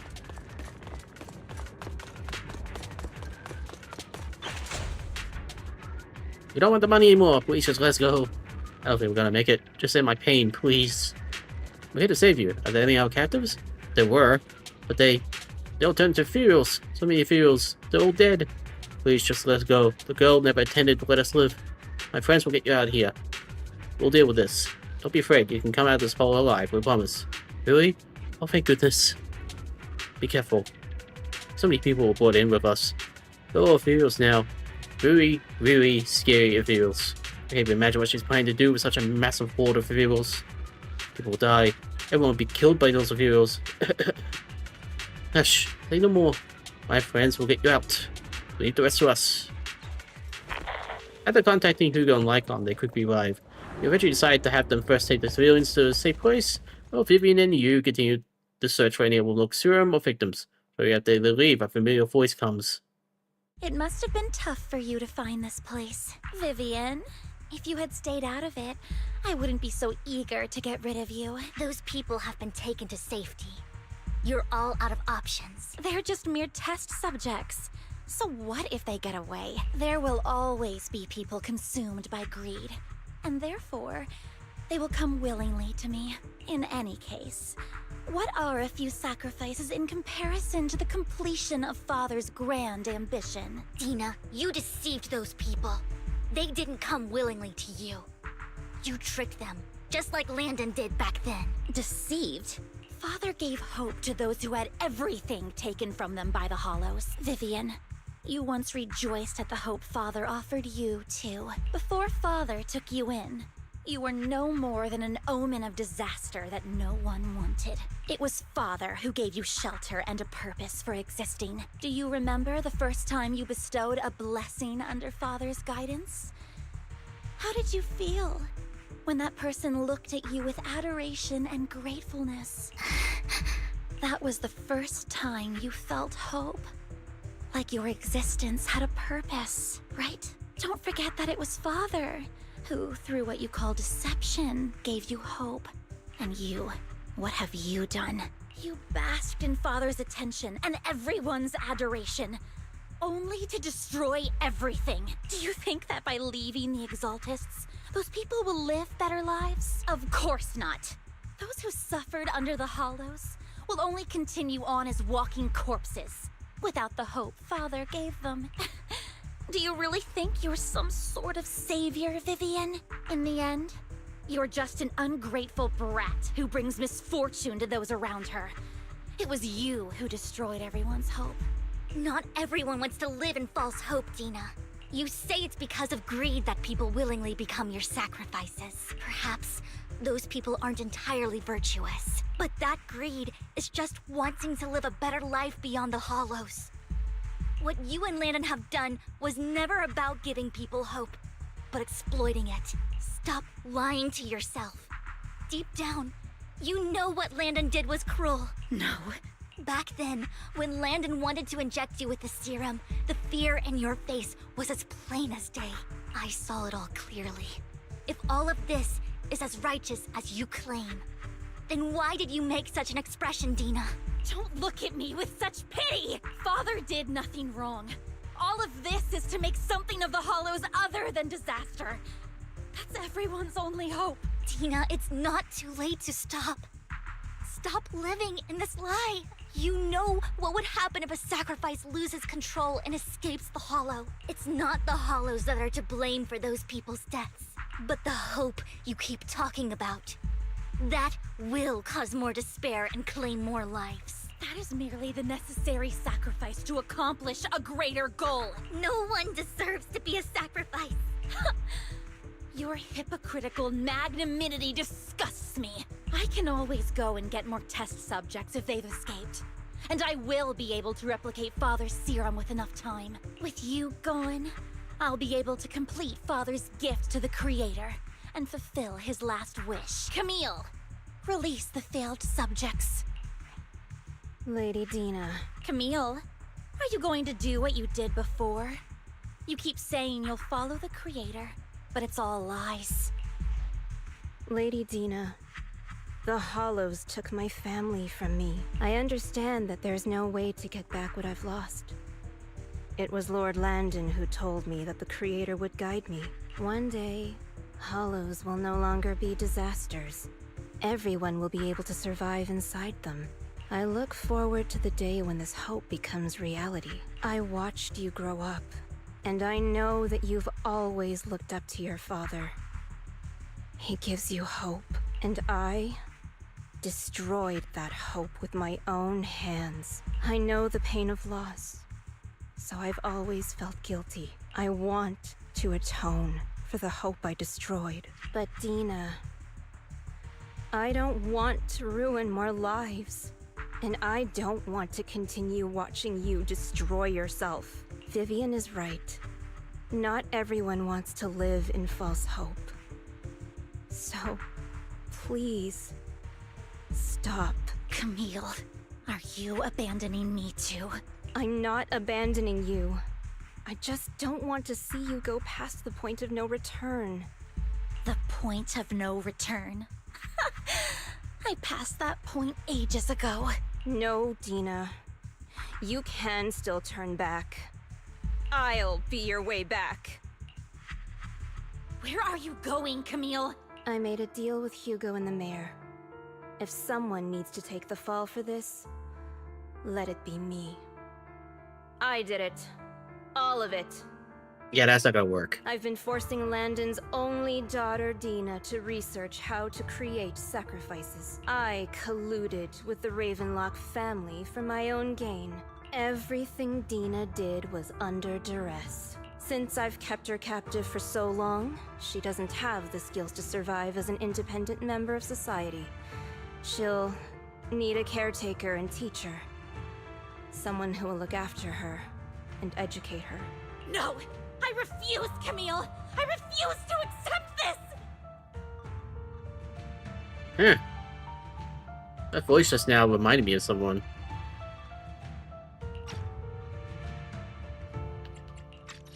No!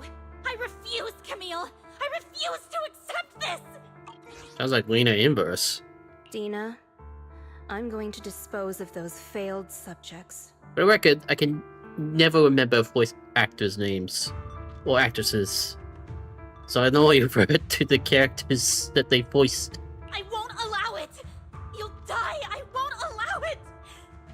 You can't leave me. I command you! You've always followed my orders, and you will follow them now! It wasn't your orders that I've been following. My younger sister, who was stolen from me by the Hollows, also had such beautiful red hair. When Landon told me the Creator could bring me hope, you were standing there, right behind him. I was certain, then and there, that this was the hope the Creator had given me. Start over, Dina. You still have so long, so much time. You'll make friends, find people who love you, and make many beautiful memories. That's not what I want! Camille, you're not allowed to die! I won't allow it! I won't allow it! Goodbye, Dina. And I'm sorry, Vivian. I'll leave the rest to you. Camille suitably walks toward the fissure, as Dina stares after her disappearing figure. For a moment, she also walks forward. Vivian is about to stop her, but Dina uses the controls to open the container door. Ethereals surge out, blocking the path. Take out these ethereals first. We can't let Camille's efforts go to waste. Who dares get between me and Lord Satan? Idiot.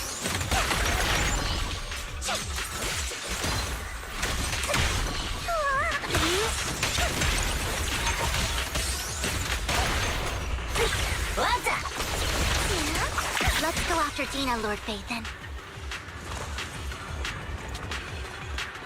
They must be on the other side of the fissure.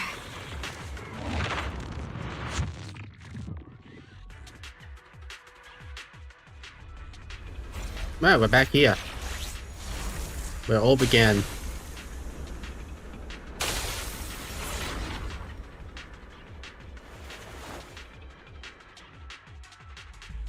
Are you satisfied now, Vivian? You were the one who brought yourself to this point. You're saying this is all my fault? Losing my father, losing Camille. I wish you had never come into my life. At first, when Father brought you home, I was happy. There are so many Exaltists, yet Father never allowed me to get too close with any of them. I never had any friends either. But when Father brought you back, he told me to take good care of you. That you were my first friend. I was also so happy the first time you took my place in helping Father select a person to receive the blessing, because it meant you were different from all those other people. You could stay with me, but soon I grew jealous. You took the attention that should have belonged to me. You even took Father's love from me. It's only because of my ability that Landon... I know, but... Vivian, jealousy is something you cannot control. Of course, the same goes for fear and hatred. I was terrified that one day you would look at me and shed tears. I knew if that day ever came, Father would not hesitate to force the blessing upon me. And when that day did come, I hated you for causing my father's death. Tina, you knew everything about what happened back then, so... Why are you still defending Landon? And why didn't you tell me back then? If I had known earlier, maybe I could have found a way. Because it's the only thing that makes me more special than you, no? It proves I had Father's trust. I was more useful to him. Vivian, you said you wandered without a home ever since you were young. Hated by anyone you encountered. You were happy to gain recognition from everyone and help Father when you were among the Exaltists. But in the end, you discovered you were being used, so you felt betrayed and hurt. Then, what about me? All I ever had was my father. I've never known a life outside of the Exaltists. Ever since I was young, my only purpose was to help Father select who was to be blessed. The only purpose I had was my father and the Exaltists. I've never been taught anything else, Vivian. It is what little value I have, and have ever had. In the end, you took even that from me, and completely destroyed it. You think you're doing good and fighting evil. You've only managed to affect a small part of your world. But have you ever wondered if maybe that's all there is to my world? I never wanted to hurt you. You are also my first friend. And that's why I wanted to save you back then. Save me? You and Camille all talk about saving me. Why don't you understand? To me, loss is so much more painful than death. Tina, you can start over. Everything Camille did was so you could live on. Let's leave the Hollow together. There are so many amazing places in New Eridu. This time, I'll take care of you. I've also met so many amazing people. I'm sure they'll love you too. Okay, Tina? Vivian, I can't forgive you. And I don't want to forgive you. I have nothing left. If what little hatred I do still harbor were taken from me, well, I refuse to be so pitiful. I won't apologize, Vivian. Ina closes her eyes and checks a vial of the serum into her own arm. Certain ether crystals appear on her body, a sign of corruption. I don't want to hate myself, so I can only hate you for killing my father, and hate Camille for leaving me. That's just the kind of person I am. Hateful and despicable. I refuse to owe anyone anything. I refuse to feel regret. I won't. Vivian, I will keep hating you. I will take all who are precious to you. I will also hate Camille, so I won't do as she wished and start a new life. Vivian, if you had never existed, if I had never, you would Lord Phaethon, please do not interfere. She was my first friend. I'm going to bid her farewell.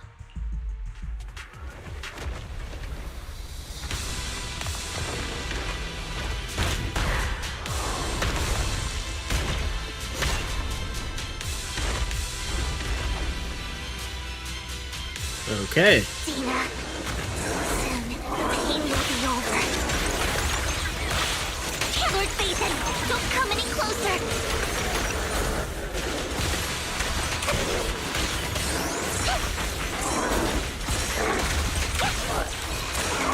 I was half expecting to team up with Hugo and Lycon, but I guess not.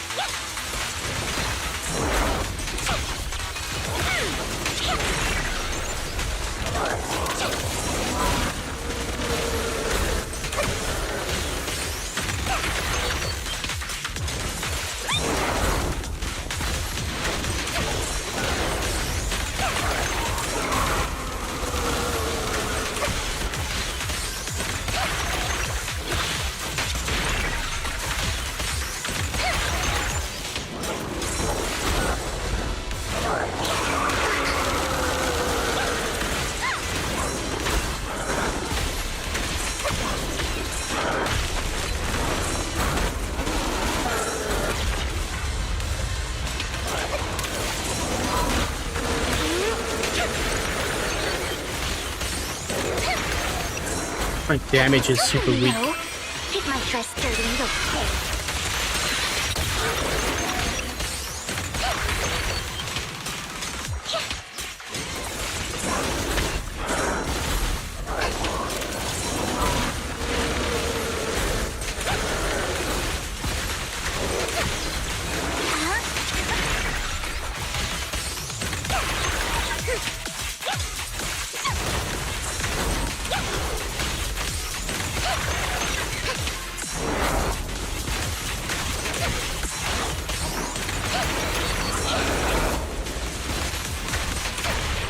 Come on, you're nearly done. Not worth my time.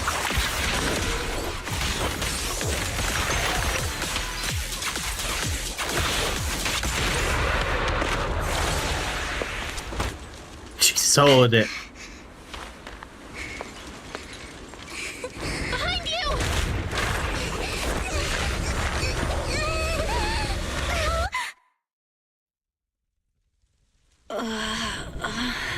What happened? What the?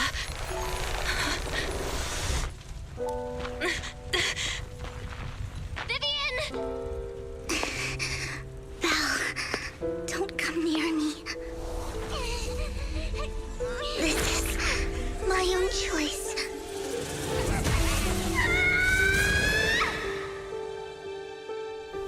I will change the fate I saw. Vivian! I just want you to remember me when I looked my best. Vivian! Vivian, your body. I'm sorry you had to see me like this, but I don't want to be the one that only brings misfortune anymore. No, please. No. It's so warm, and the night is beautiful.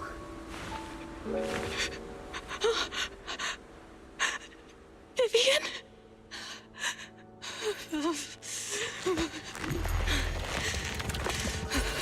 No.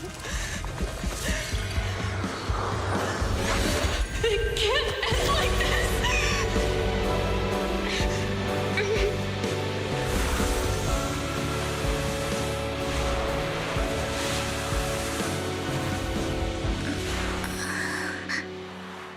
But look at that. Belle can heal ethereals.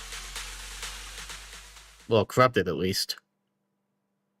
Maybe she could cure Trigger.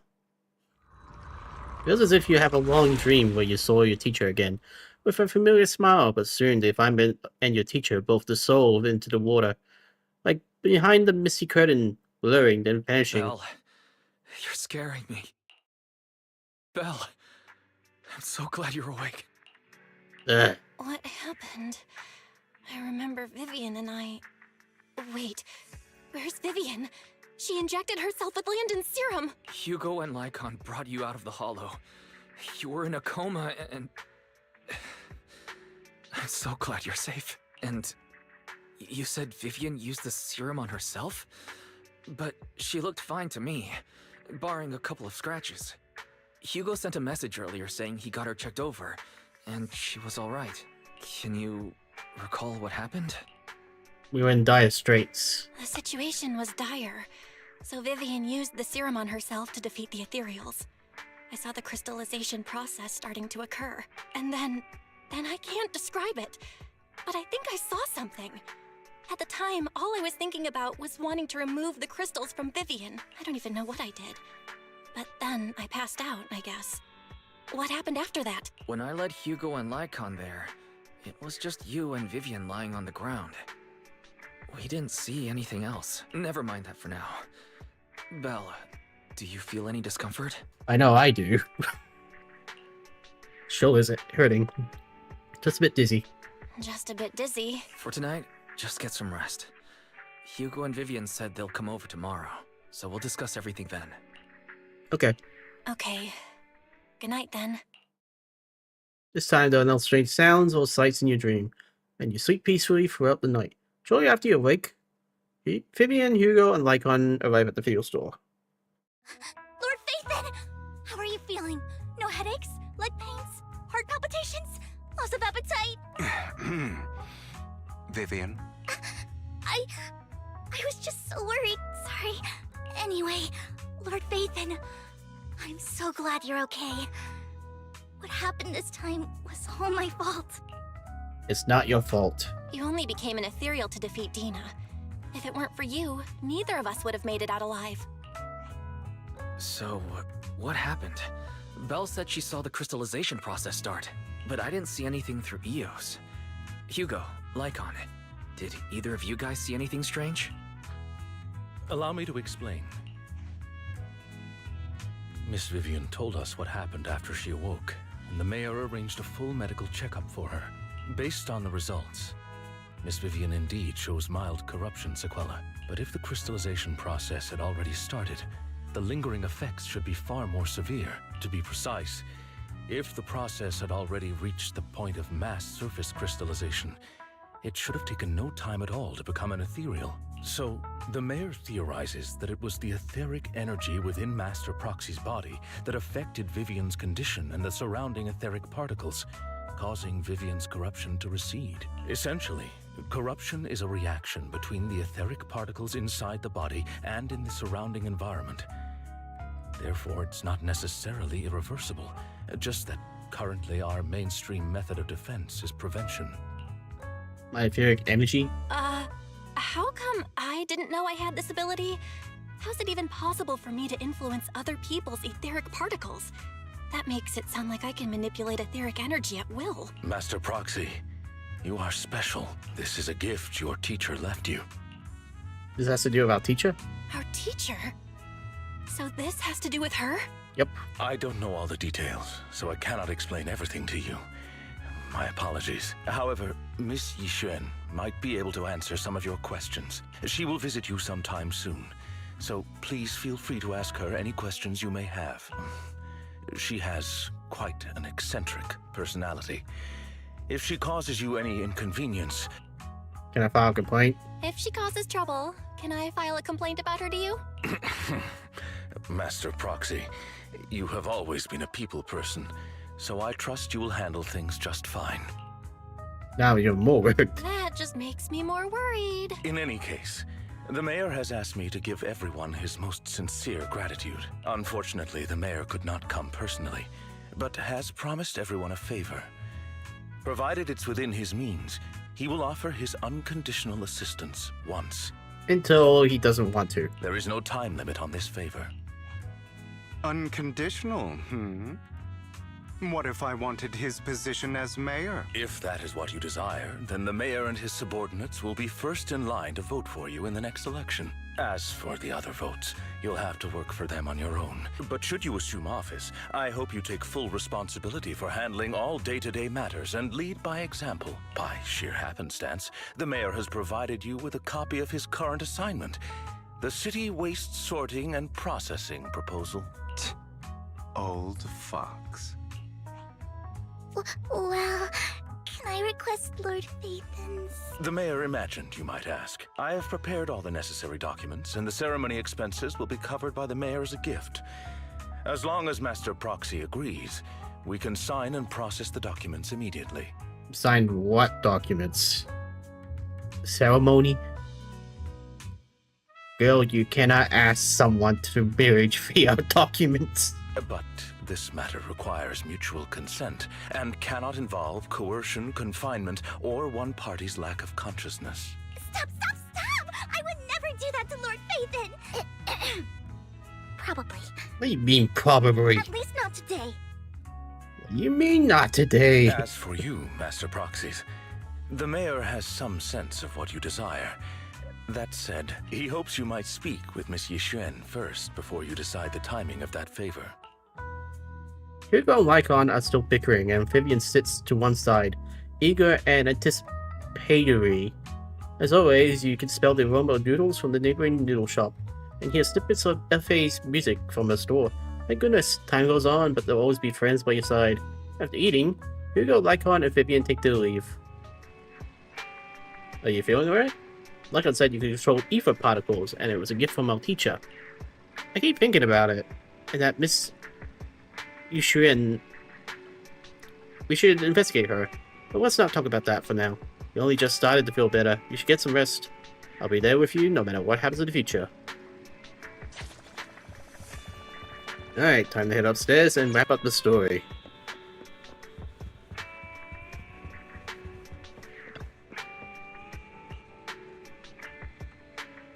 That means Weiss has no powers right now.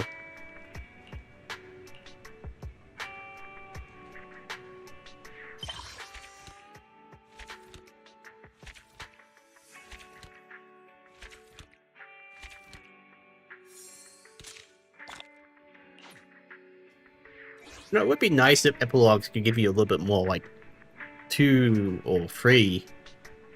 Here I do continues to coexist with sacrifices, and neither daily life nor hidden crises ever cease. New stories and the distant horizons are sure exciting, but one should also cherish each passing day, present and past. One day, they'll become memories worth holding on to.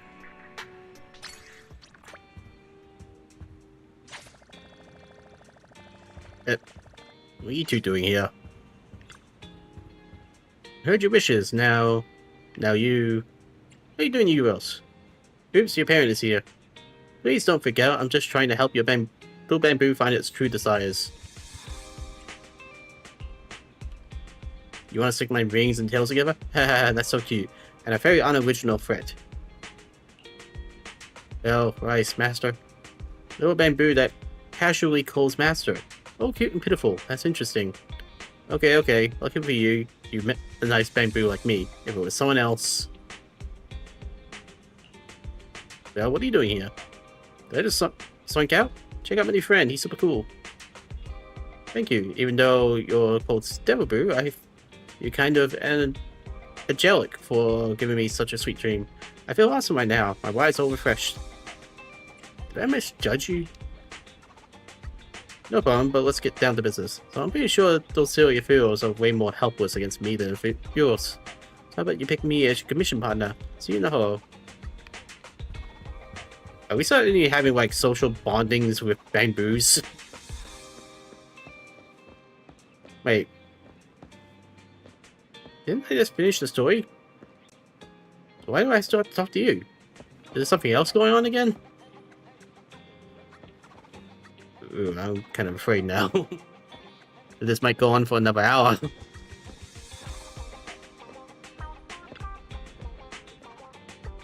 Someone called herself Yixuan is here for you.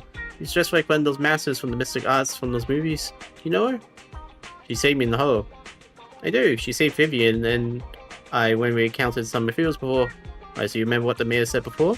That he'll bring a point hunter ranked special investigator help us adjust our ether aptitude? Yixuan is an investigator. I say, no wonder she has such a unique presence. According to her, will have good feng shui, and 6th Street is geomatically west and a good place to live to. That makes sense. Really?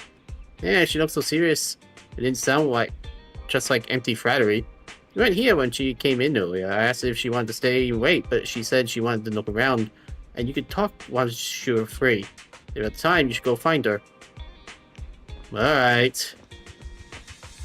I was hoping to wrap things up, but apparently it's still going.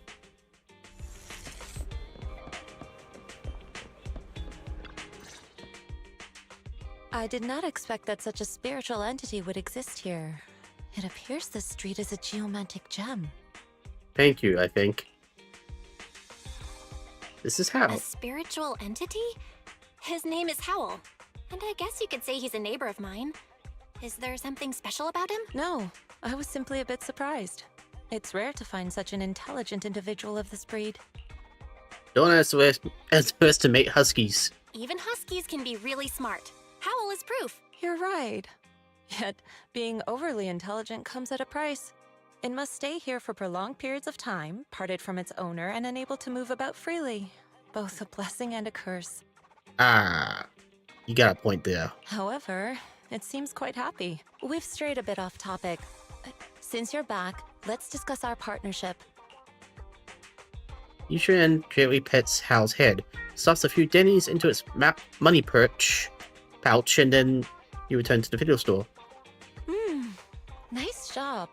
Good air circulation, excellent layout.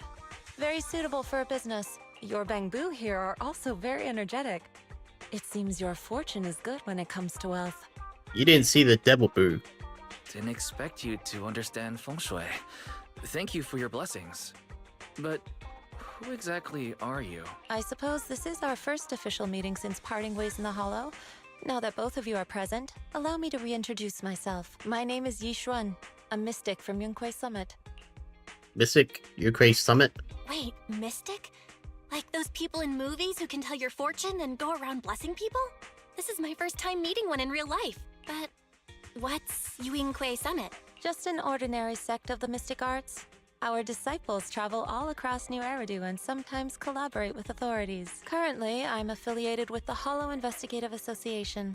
Right now, however, I'm here to discuss a partnership in the name of the Mayflowers. What kind of partnership?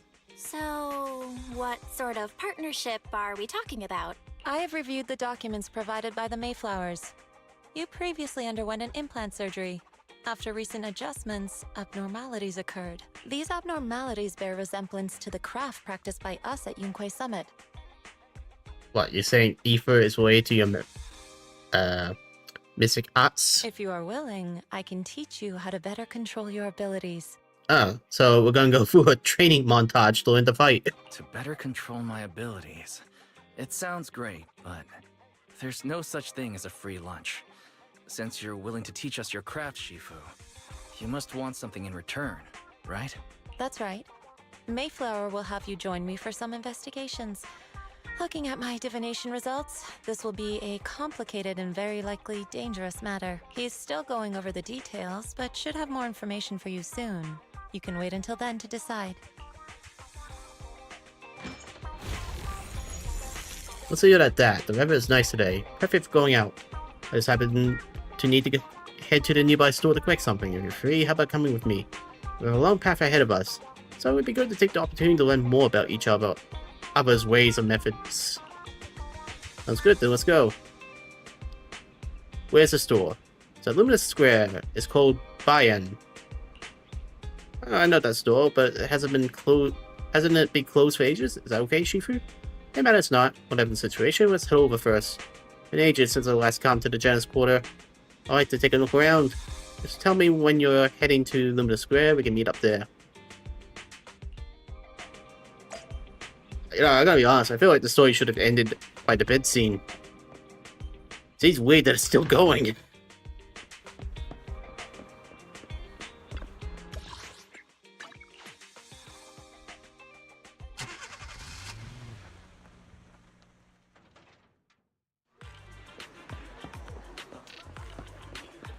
She's popular. Please help me check my fortune. Here's my pop. Look, doesn't this thick wealth line mean I'm about to strike it rich? That's a scar. I've looked it over, and your fortune is decent. Huh? You barely looked at it, and you're already done? You have good fortune. What? You don't believe me? I do. Thank you so much. Next, it's my turn.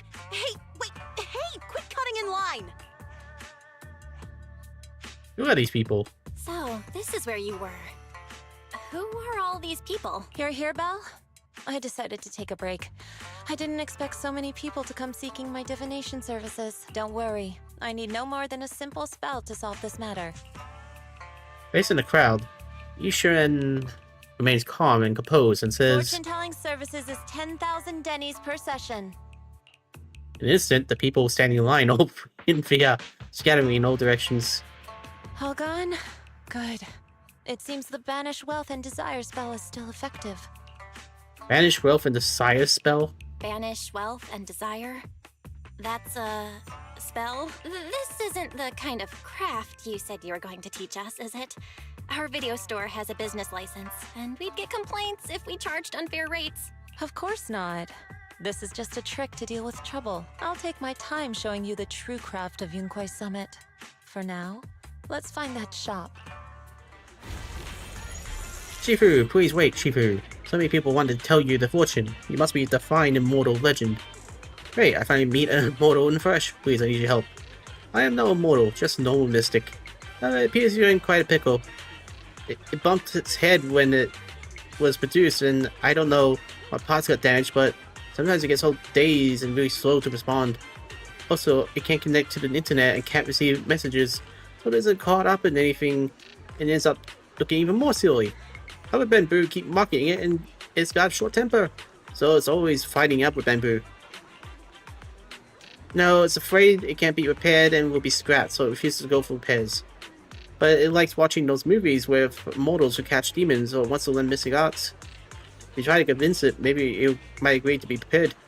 So you wish to use mystic arts as a cover to convince it to get repairs? Shouldn't be difficult. Well, you have a place that does repairs. There's no need for that. I can check it over first. But there's no major hardware issues. I can do some debugging adjustments. Oh well. Really? Great, amazing. You two are amazing. My friend is not far from here. Please go and check it out.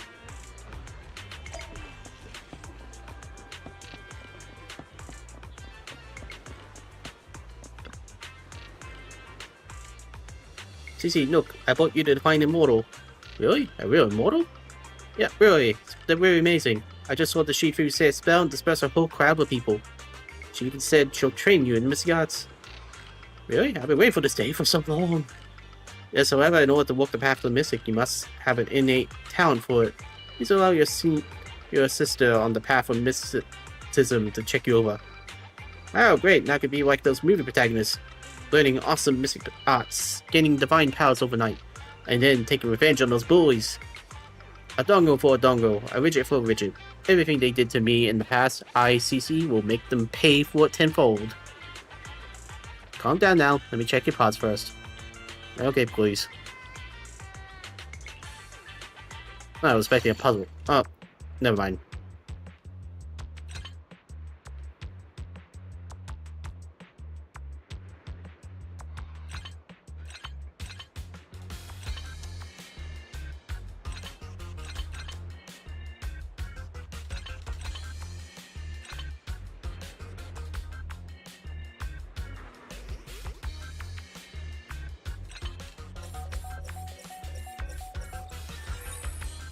Solved. I'm a genius. Hey, Overbed, how does it feel? Ah, what was that? Wow, countless messages and updates are flashing before my eyes. Oh, could this be? Is this what they call enlightenment? Whoa, amazing. I've been enlightened. Enlightenment! Congrats, you're now connected to the internet. Thank you, thank you. Please be my mentor, my official Shifu. A bit too early for that. You have natural talent, but you must hone your state of mind. Once you mature it a little more, you may come to seek mentorship. I do not know much of Bamboo affairs, but I can teach you an incarnate incantation, the spell calming. When you feel agitated or wish to fight those other bamboo, you can recite the incantation under your breath. Their brains are made of defective parts. Thus, you can avoid conflict and disaster. I see. Their brains are made of defective parts. Their brains are made of defective parts. The bamboo contemplates for this for a while, its gaze growing brighter. That's so amazing. As I recite this spell, those bully bamboo don't seem so irritating anymore. Thank you for teaching me the spell calming, Shifu. It works. You're welcome. Though one should not get into fights if possible, if you must. Be sure to win the fight, understood? Understood. Thank you, Shifu. Thank you, Shifu. Both Shifu. Thank you for both for helping us. Since you're alright now, it is time for us to take a leave. Belle, let's head to that store. Okay. The store is right up ahead. Yes, this is the place. Ah, this is the one. Seems like it's closed. Seems it's closed. Another wasted trip. Not necessarily. 1 second, please. Ishin walks up to the door, gently knocks 3 times in the room, and then slips a note for the door. A moment later, someone coughs and cracks open the door, passing something to Ishin. There's someone inside? Huh? Is there someone inside? Relax. The boss prefers to do business with people they know. They like their peace and quiet, so they rarely open for customers. I'm an old acquaintance and just wanted to retrieve something. What a strange business. What a strange private business. Shifu, what exactly are you retrieving? Just some things needed for our future investigations. You'll know in time. Is that so? Really? Shifu, I feel like you're always so mysterious. Rest assured, I'm not hiding anything from you. It's simply because the correct time has not yet arrived, so there is no need to rush. Since we've already obtained what we came for, let's part ways here. There will be plenty of time in the future. We will certainly meet again. So is that it? Oh, we'll go back to Vice.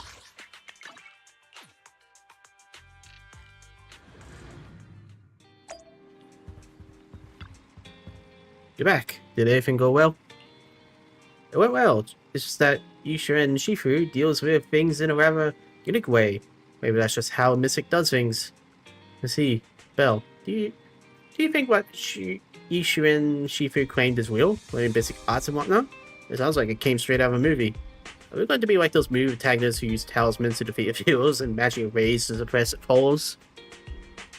It definitely won't be as exaggerated as a movie, but I don't think Isha and Shifu is lying. She really did display mystical powers back in the hall. Let's see, well, I trust your judgment. Must have his reasons for choosing her to teach us. Isha and Shifu said the mayor would have us help her on some investigation. Wonder what that is? Anyway, we'll find out soon. There's no rush. Belle, you've been so busy recently. You should take this time to rest and have a break. Thank you. It's nearly 4 hours now. Yeah, I'm not gonna bother. Okay, well, that was a very long story. Hugo and Lycon made up. Learned some lessons. Vivian almost died for Belle. But Belle suddenly has magic anti-corruption healing. Unfortunately, her friend is also dead. And that one assistant. Well, I think it's time to try some rolling, I guess. If I have some. Not a whole lot, but it will do. I'm still trying to roll for her. Oh, but wait, I got Vivian as well. But I'm still in the process of leveling her up. I might roll for Hugo as well, who knows. I want to try and get her weapon.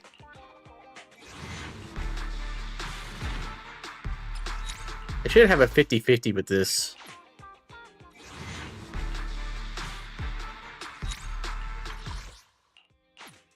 I just wish weapons weren't 90 as well. Like, if you ask me, characters can be 90, but weapons should be like 50 or something. Because it gets annoying trying to grab them all the time.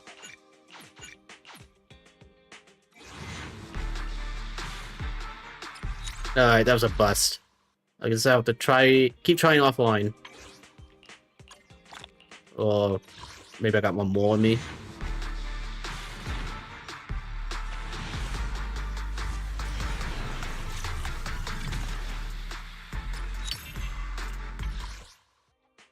Yeah, okay. I'm gonna wrap things up for today. I hope everyone enjoyed. Please tune in next time. See ya.